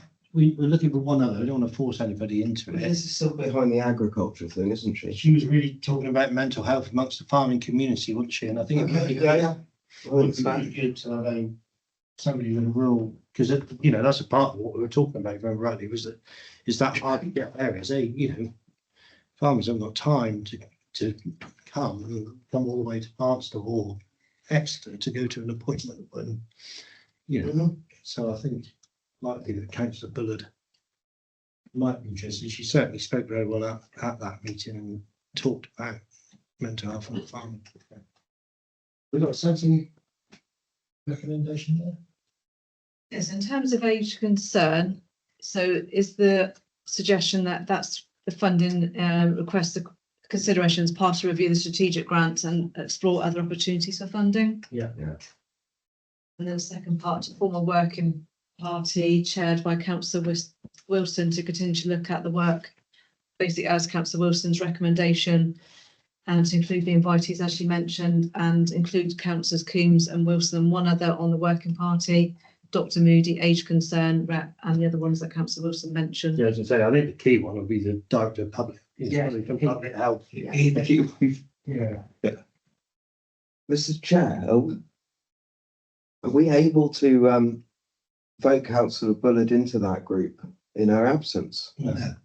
That's a shame, because I always do that to councillor Warden if he doesn't turn I up know. to a community groups thing. You know, I think, you know, if Beth could forward that round to all councillors and perhaps Bev, would you mind picking the phone up to councillor Bully? Could give her the tip and the wink that the committee felt that given her role, what she said at that meeting with regard to farmers' mental health, etc., we were wondering whether it ought to be somebody from the farming background. They're probably going in the wrong direction with the pressure government have put on its That farmers. was likely. Okay. Excellent. So I propose that. A second. Yeah. All in favour? Wonderful. Thank you. And then moving on to. Item. Can I just a minute thank you to Kelly for all the effort again that she put into making that Well, I happen. think we did that at first. We could do that. Let's do it again. Thank you. Right. Let's do it again. Well, no harm in doing it twice. Is there? And all those that contribute, Kelly put it all together, and to all those people that took the time to contribute. I think we probably ought to recognise that an awful lot of it falls outside of our scope as well. It's just, we are a facilitator as opposed to, you know, it is a, you know, almost a NHS, ICB, ITB, whatever else they call themselves these days. I'm sure we'll find things that we can support with and do. Yeah, we've already brought change through these things, even if it's Yeah. separate to us. Yeah. Well, I It's say, worth doing. bringing them together, I mean, it's like mental health. I mean, there's that many people offering mental health. You know, I'm sure they all see the same people, and then the people that are not being seen are not seen, you know, just so many different organisations offering support, but it just seems to be, needs to be brought to understand what exactly is available and to whom. Okay, so the work programme. We've obviously got our standard list there. From tonight, we wanted to look at we wanted to report back, didn't we, on the pannier market. Have you already written that down? Can you bring that forward, Beth? Have we got time for the market manager to come to our next meeting? Is how packed is the agenda? I personally would rather just form a subgroup and talk about it out of the public. Either start with it or get more out of that and more, you know, than actually bring it into the public. Do we want to form that working group today then, just to Well, keep? that's what I'm proposing, yeah. And I'm quite happy to head that one up, as Sarah's heading up the health one. You ain't getting out of this one, Councillor Dawson. Put my hand up and say I'll go for this as well. Is there anybody else that would like to? It would be, but I feel that there might be a, you know, the dual hatted might cloud things. Just due to the fact South Molton having a commercial interest of them, and then also being on the working group, there could be said that I would, you know, I might not act correctly, but I'm quite happy to feed in the things I have said about the case study and bit with their butchers. I definitely look at that. I'll definitely come and talk to the officers in South Molton to find out why they think it is. I just, you know, it's easier sometimes to step back because We need a terms of reference for it, don't we? What we're exactly going to, so I mean, I think that would be the first item is to agree a terms of reference for it. And anything else? But would that would be the working group to work on the terms of reference? Yeah, and that would need to come back to That's the committee for committee approval. Approval, yeah. Yes. So that we. Recommend AI for that. It does it in seconds. ChatGPT for terms of reference. Seriously. Yeah, very quickly. What do you think about that? I'm sure he's trying to stare you up. We've got two members. I think two's enough to bring it back to the next meeting. Yeah, but obviously, again, Beth, can we offer up to those members and not, you know, paint any of those? I think ideally we want a third member of that at least. I mean, I guess they don't have to be from this committee. Or working group. Yeah, we've done that before. Yeah. We've had other councillors who aren't on the committee in the working groups. Yeah, we did, didn't we? Because we put Robin in for the agriculture. Simon was on the water one as well. Yeah, you know, sometimes it'll be somebody in the, you know. Yeah. Maybe certainly we have. You bang your heads together, you two, because Yeah. I mean, it might even be worth having somebody who is Barnstable Town Council on that one. Because, well, no, but also there might be somebody on the town council who is very, you know, focused around their views of the pannier market, and they might feed something in that's good. I mean, they fund the town centre manager to a point, don't they, Barnstable Town Council? Do they fund pannier market? Funding for that. We fund it. What, the town centre manager? Yeah. Totally, there's not. I think so, yeah. Not the town Fund council them don't make inside any as well. contributions. It's actually. And everything. Yeah, it was my understanding they did, but that might come from a town councillor. Okay. You happy with the recommendation there? So it's a formal working party in relation to the Barnstable Pannier Market. Yourself as chair and councillor Dawson, and open up to others to join that. No, I think we do need a maximum number, so Yeah. with any working group, you end up with up to 5. Yeah. Can I request one from maybe the town council, stipulate that one from the town council? Yeah, I think it would be quite a good idea, to be honest, because I think it wouldn't be like we're, yeah, it's their town that will. Yeah.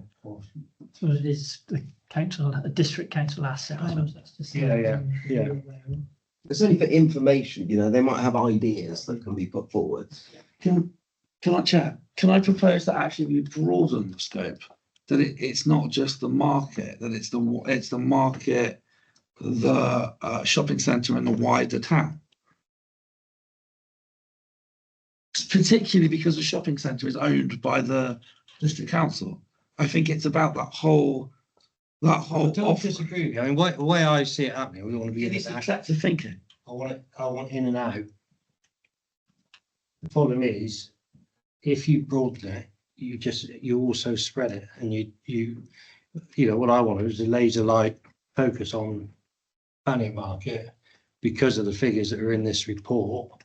You know, we then get distracted over here.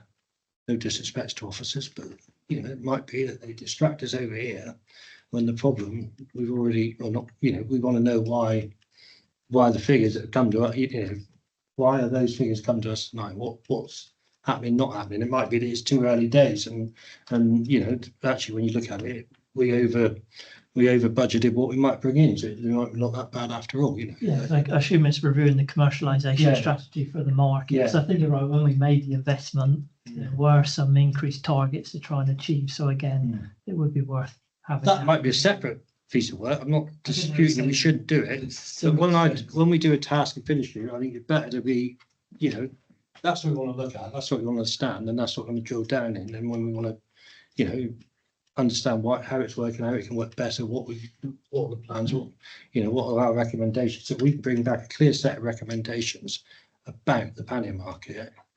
It might well be that you know, looking at the figures for Green Lanes or what number what street is it? 39, 38, whatever it is, should know by now.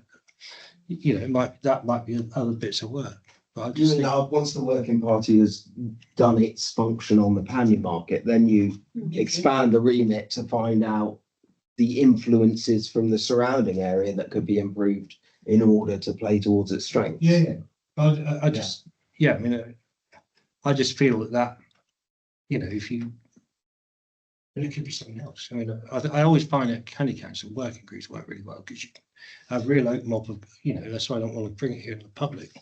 So you can have a real open, honest conversations with each other, understand the workings of it, and then it comes here, you know, recommendations, and you know, we can ask questions that suddenly we're sat here, and then suddenly somebody has a financial question that does it, and we all get shoved into part B, and you know, we don't, you know, it all closes down. So Councillor Jones makes a very valid point there. I If you want to stay focused in one area specifically, that's fine. But I think the issue is broader. Yeah, I'm sure it is. I mean, I think the evidence to me is that, you know, from my own eyes, I've seen it and, you know, I've spoken to businesses. When something really good goes off in the panel market, Yeah. that has a positive benefit to everybody in the town centre, including our car parks on a Sunday, I suggest. So, you know, how do we do more of it? I do. Or get more people using the planning market, use the planning market success, you know, more people coming to Barnstable, don't they? Suddenly don't worry about how much you're paying for parking because it's not worth coming for. I certainly remember that rationale when we were buying Green Lanes. And my thought was, well, how much income is the council going to lose if we don't keep the car parks full? In order to keep the car parks full, we need the planning market to do well, we need Green Lanes to do well, and that helps the other businesses as well. Whereas if we were to not get Green Lanes and that would run into the ground, we would have lost the revenue from parking. And that's not increasing revenue, it's just increasing the utilisation of the spots which are there. And it's a complex issue. I certainly think that this charging on a Sunday was not necessarily the best idea that came from this council from the point of view of the businesses that are there, bearing in mind our car parks are generally fairly empty on a Sunday. Before we get into parking, there is a parking working group. There certainly was the report back to strategy and resources where we said. I didn't want suddenly. Could we bring that back to this policy so we can just have a look at that report? I mean, I shoot the report went back to strategy and resources, which would be an open. That would have been part of our. You're voting as default. voted against it. Councillor Coombs. Not on Would strategy. it be a good idea that you have this on focusing on the panel market, and then from that, having your conversations might mean that you decide that you need to involve more. Agreed, yeah. But That would be a separate piece of work. and yeah, a so I'm separate- saying if you just go ahead with the That's panel what I market mean. one. Yeah. The first job is to Yeah. agree the scope. I personally wouldn't want scope to go outside of that panel market quarter, if you like. So perhaps you could use Butchers Road. Because I'll describe that. That's The like market. to move on this, please. Second. There's 3 things in the report as well. Like to move. I think we did that. Councillor Don't disagree with you, councillor Coombs, but that'll come later. Yeah, I was just saying, if you do That that. this working Yeah. group will not be looking at anything wider Yeah. than that. No, If you want us to Yeah, like I say, if you want us to. She's agreeing. I'm with us. agreeing with you. Frank. If you want us to look at green lanes or waste recycling or whatever it is, outside of that, you know. We're all in agreement with you, Yeah, yeah. Frank. Yeah. We've all just said it different ways. Hello, Chair, please. Thank you. Anything else on the work programme? Because that was just one thing. Yeah. To bring on the work program. I'm a bit confused. I'm looking for some clarification because what I was going to propose through the works program was that my understanding is that this committee would go away and look at the implications of the recommendations that this committee should be looking to take on the scrutiny function. So it was going to be my proposal that we went away and looked at the options, that we got some local government advice and support on what direction it should take, and that we would input into what that could be and what functions we were capable of doing. But it sounds to me like that's already been taken out of our hands and there's already a report and names being proposed and something else already happening. And I'm a bit surprised by that because when I discussed it specifically with John at the end of when I discussed it specifically with John, it was my understanding that We have a lot of John's trades. that we would be taking forward that work and looking at it, and it would take a period of time for us to bring that into place. So I was just a little bit surprised. Well, as I understand it, it came to our June policy committee meeting. It will then go to strategy and resources, and then it will go to full council. Yeah, it's been strategy and resources. The other reports that are going are really just to make the changes that you've agreed, so to change the name, change the terms of reference. Was that not how that mean? But it has to be officially done through the constitution.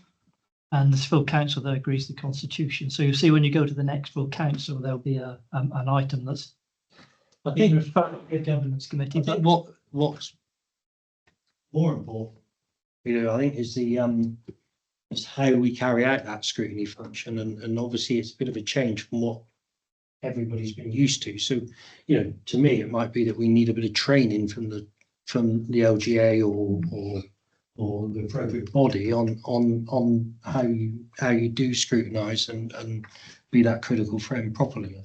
Is that what you're saying? Well, I don't have a clue. Maybe I missed that meeting, but I'm not aware. I'm just not aware of this. I'm not aware of anything being discussed. I haven't read any minutes. So we're saying that there is a committee being formed with a title and there's expected function of what that committee will do. So that this committee, this joint meeting, agreed to change the name to the Scrutiny and Policy Development Committee. That formally has to go through the constitution to exist or to make that change. So that's happening, and then it is back to this committee then through the work programme to agree the areas that you want to scrutinise. One of the other recommendations was that the chairs would meet from Strategy and Resources, Policy and Governance to really look at all the work programmes of all the committees, make sure they all coordinate and really work out the areas that you want to scrutinise. In terms of the training, we've already got some quotes and we're looking at sort of effective scrutiny training. And again, that just to set the scenes of the sort of things that you might want. When is the expectation that change comes in? Next April at the annual meeting. Well, the change in terms of the name and the terms of reference and to allow you to undertake that scrutiny role will come in from September. The change in April is the change of committee meetings, so that the reports come to scrutiny first and then go on to strategy and resources. That bit that's changing in April because we need to do the new committee timetable. But nothing changes before April. But September. So in next September. No, this September. So at your full council, that constitution changes will be in place. Then after that, your next meeting in October, you will then be the scrutiny and policy development. With a real problem that we're scrutinising the decision after it's gone through SNR until next April. There's another major issue you might have recommended I went on this training course, but as part of the local government LGA training for future leaders program, an expert came in and specifically spoke about the functions of scrutiny. And gosh, he was very, very clear that anything that has any scrutiny function cannot be chaired by a member of the group that is the leading member of the group. So I'm just wondering, if we're taking the scrutiny function as of now, September, is there an intention for the chair that is a Liberal Democrat to not be a Liberal Democrat, because that would go against advice? Yeah, I suppose some of the councils, and particularly the training, might have an executive and scrutiny model, whereas we've got a committee model. So our strategy and resources is politically balanced. Therefore, that need for scrutiny isn't there as such. That's why the LGA have sort of looked at it and said, really, this policy is scrutinising council performance, like you just discussed with the planning market, rather than necessarily scrutinising policy and strategy and resources. Function. Sure, but I specifically questioned this lady on this point, and I'll reach out to her again and I can present the information that she discussed with me to this committee. But she was quite clear, even in the model that we're in, that if there is a scrutiny function, how can that committee be chaired by a Liberal Democrat when we're scrutinising the Lib Dems? It's not a personal thing, frankly. It's what she brought. You're not scrutinising the Liberal Democrats, though, are you? Because, as Adam just pointed out, we have a committee system and it's all proportional. So we have members of the Conservative group and the Independent group. That wasn't a factor of an issue for her. So under the executive model, though, it would be the leading party that would be the executive. And then I could understand that you wouldn't want your chair of your scrutiny committee to be of the same party, but we don't have that issue here. She didn't agree with that, is the point I'm making. So she was the lady brought to us to advise us on it as one of the country's leading experts on it. And I specifically asked these questions, and she's conflicting with what you were saying. But that would be an Happy to see. I can yeah. yeah, that's something to bring up probably at the annual meeting. As we're discussing the work programme and both the chair and Next week. councillor Jones have suggested we have somebody from the LGA come along and have a chat with us. Would looking at the work programme as it is, we have two options. One is the 9th of October, which might be too soon, perhaps. But perhaps the 11th of December, which doesn't have a packed programme, we could organise somebody from the LGA on the chair's recommendation earlier on in his speech, that we have them come down and discuss the scrutiny function and how. What we're talking about is So you said training, but they could come out and they could tell us about, you know, what other models are used in councils. I mean, Peter's questions can be asked to that person as well. It was my understanding we would have some time clarification to put something forward to at least look at this. But I must have missed that meeting because I think it's when I had a tragedy and I had to fly down to France. I think So I think I must have missed that meeting. But I would have I don't think it's anything being hidden here. I mean, what we really want to do is get on with it and have the ability, you know, I think it's really positive. I mean, you know, I don't necessarily disagree with what you're saying. I think I'm pretty open-minded about who chairs it. It's not just about I can't chairs. speak What for else my does it group, mean? obviously. Eh? What else does it mean? What else should we be bringing? I feel like Well, I think we've started to do it tonight, haven't we? I think what the LGA were basically saying, and correct me if I'm wrong, is that we've been a bit too outward focused on what's. No, they praised our outward focus. Eh? They praised our outward focus, but also suggested that we did some. That's the bushel. Just now and again, let somebody else speak rather than just jumping in. As I understood it, you know, they were saying, I'll reframe it. You know, it's been really good what we've been doing about the outward focus stuff, but we haven't put enough, you know, weren't putting enough focus on actually the workings of the council and scrutinising the council. And that's where we just got to try and get that balance. But at the same time, we've got to be conscious of officer time as well. So we can't sort of suddenly start being like a machine gun and we're looking here, there and everywhere. We need to focus what time we do use, make sure it's focused and you know, it's going to add value. And that's the most important thing for me, is that it adds value and sort of we are in a committee structure.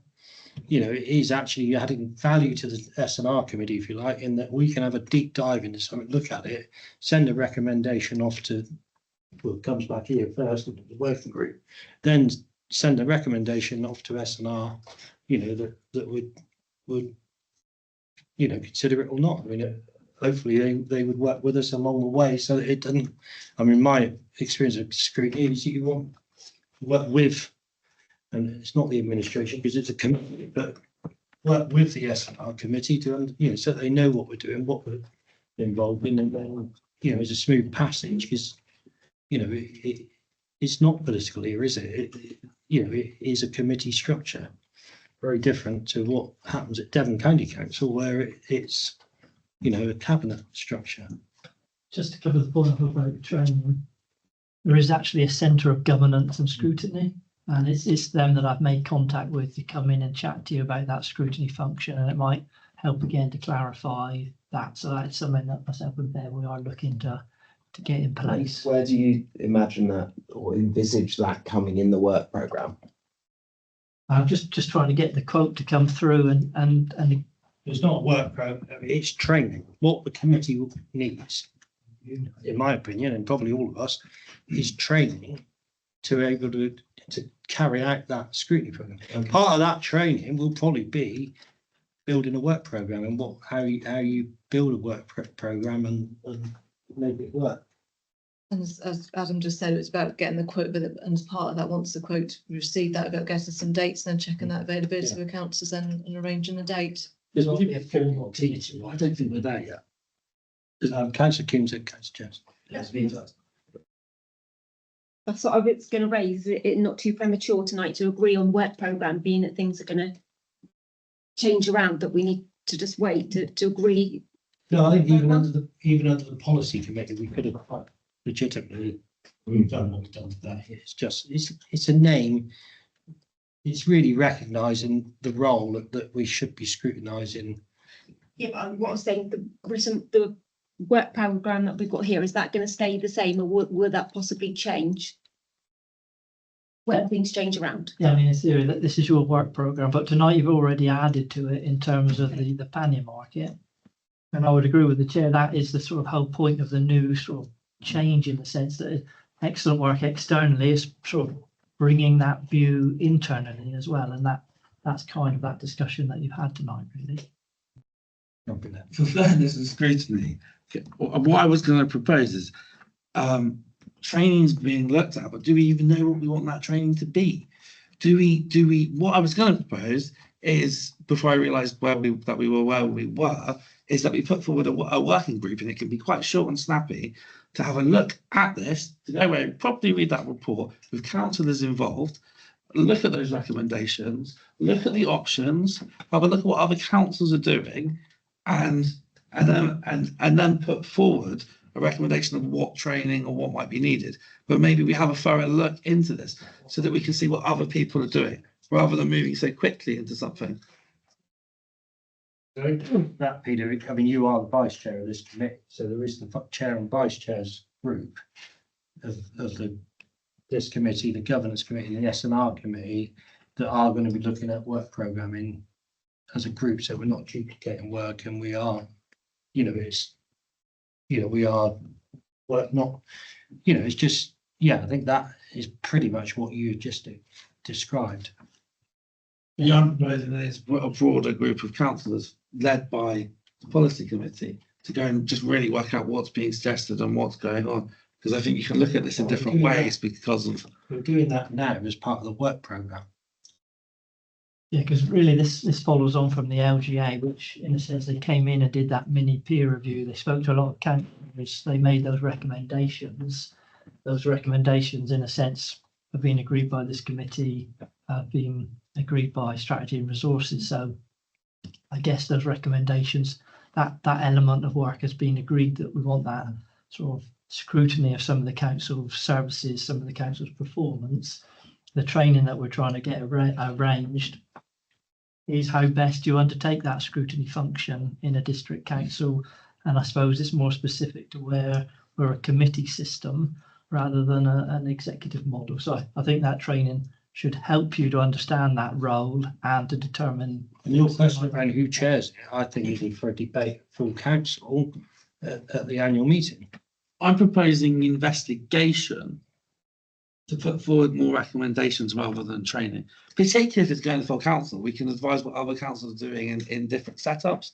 I think we need more information. I don't think this committee has the power to decide who's the chair of the committee and the vice chair of the committee. I think that is the full council. I'm not talking about chair or vice chair. I'm talking about a broader understanding of how it would work. What exactly are we scrutinising? What are other councils That's what scrutinising? we've just been talking about. We're going to bring the Centre for Scrutiny in to talk to us about how you carry out a scrutiny function. I don't see what more we can do than that. I don't know if anyone else supports with what I'm saying. I'm saying we need to have a bit of a look into it. Our work program. I mean, now you could. It's our work program. Even the Centre of Scrutiny came and advised us on and trained us. I mean, it's more about, how the reports should be presented, how you would question those reports, what you'd look out for.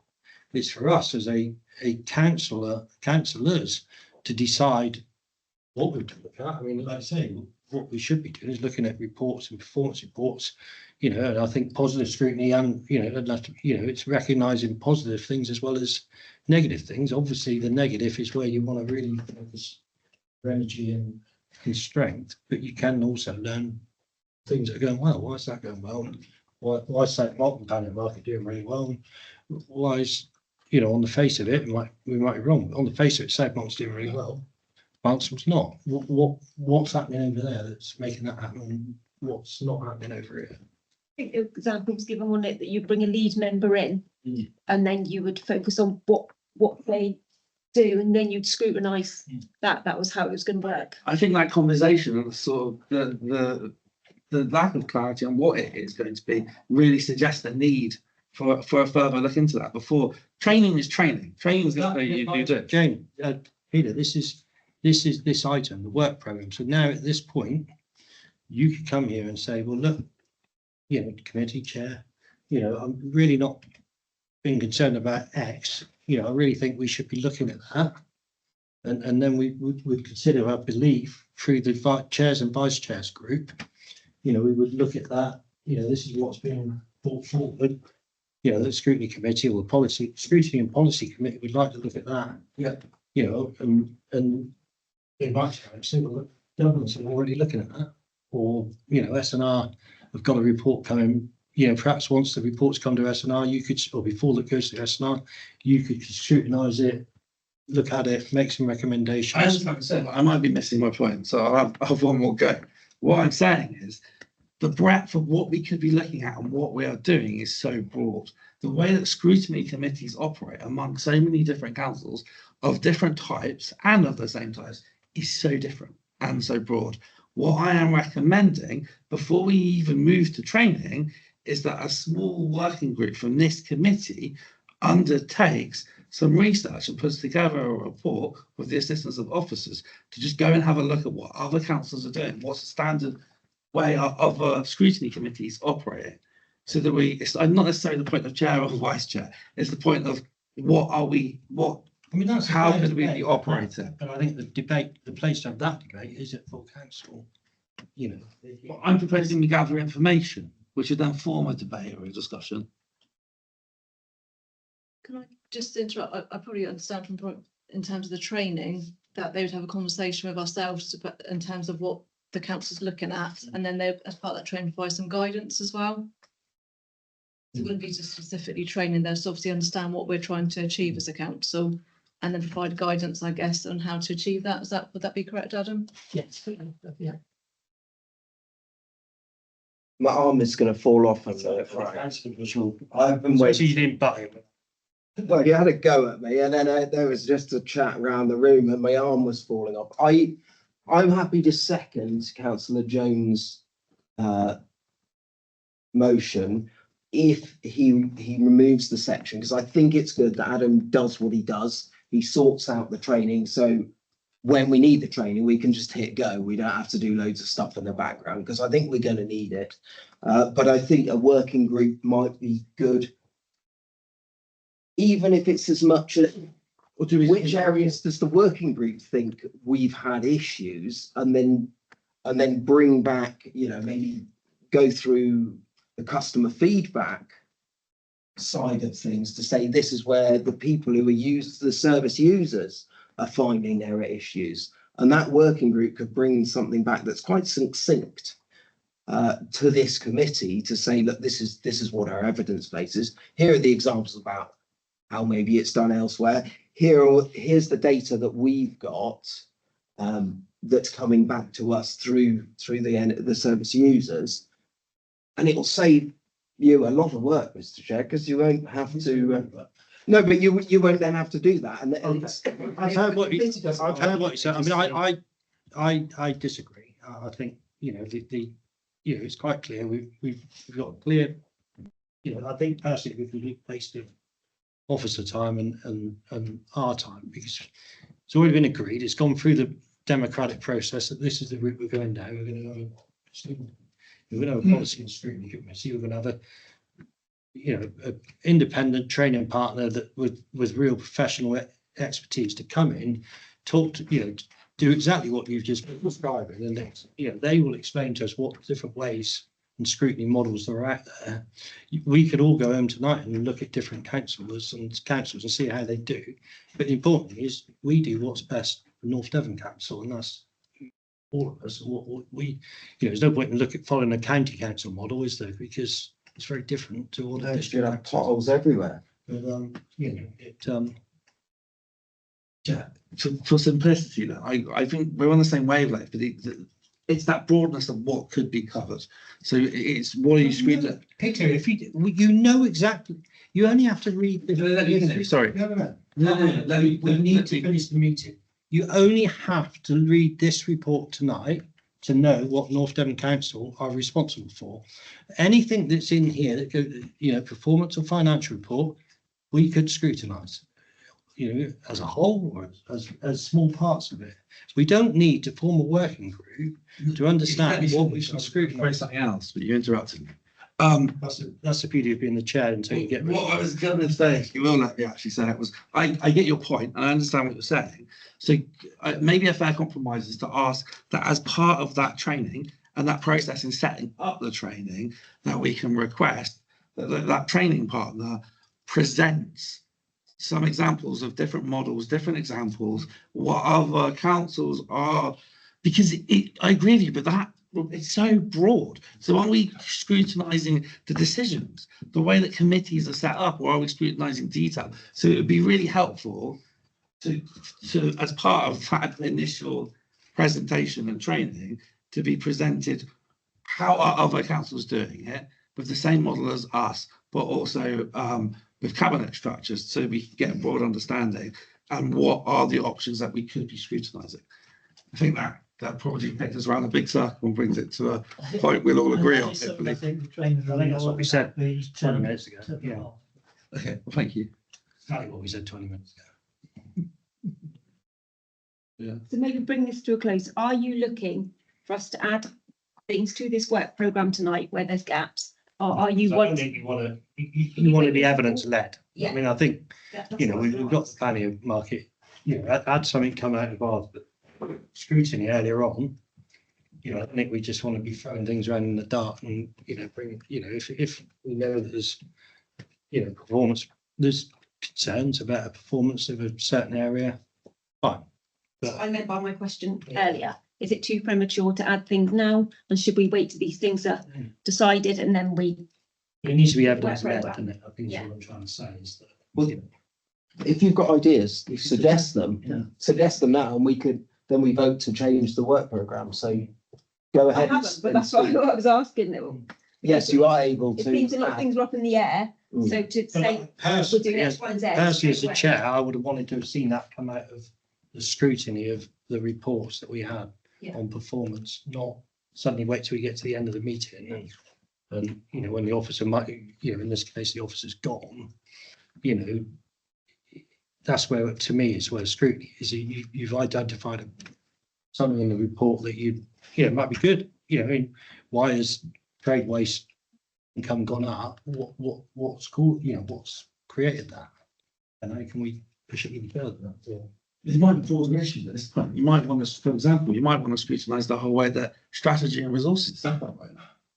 And the whole function, the whole way that is brought forward. And I haven't heard that suggested on several occasions. At the moment, it feels like S&R sometimes is just a list of decisions that officers don't really want to make. And actually that it could be operating a bit differently. Yeah, that's, I mean, is that constitutional or is that? That would be in the constitution, a delegated power. More often than not, you know, the officers don't have the power to make that decision. The power rests with the committee. But there might be specific issues that we query on the scrutiny. Yeah, you're right. And in some ways that constitution, as you know, with your governance hat on, that gets reviewed by the governance committee. So again, there is. That's why scope to it should change. come, we've got to finish because that's the right security vote for us. But that's why it's important that these things come to us first before the strategy and resources committee, because, you know, we will potentially make recommendations, you know, on what's going to the strategy and resources committee. Presumably they could ignore us, you know, or to tell us that, thank you very much, but no. And then I guess on certain issues, we'd have another go at full council, because it would have to come back through. It would depend on the power, whether strategy and resources have got that power to make the decision, or whether it's full council. And like the chair says, you know, you're part of the full council decision. So yeah. Right. So going back to Councillor Jones's proposition then about the training, so ask as part of the training and setting up the training to provide some different examples of different models and to give a broader understanding of what the committee can scrutinise. And sometimes that other councils scrutinise. Yeah. Didn't even see that note there. Got a note here saying 8:30 security locked us in. We argued through that. That's a window. It'll be the gate at the top end. Yeah, thank you. Nice to see a bit of passion. So we could just second and vote on it. Yeah. Right. Thank you all.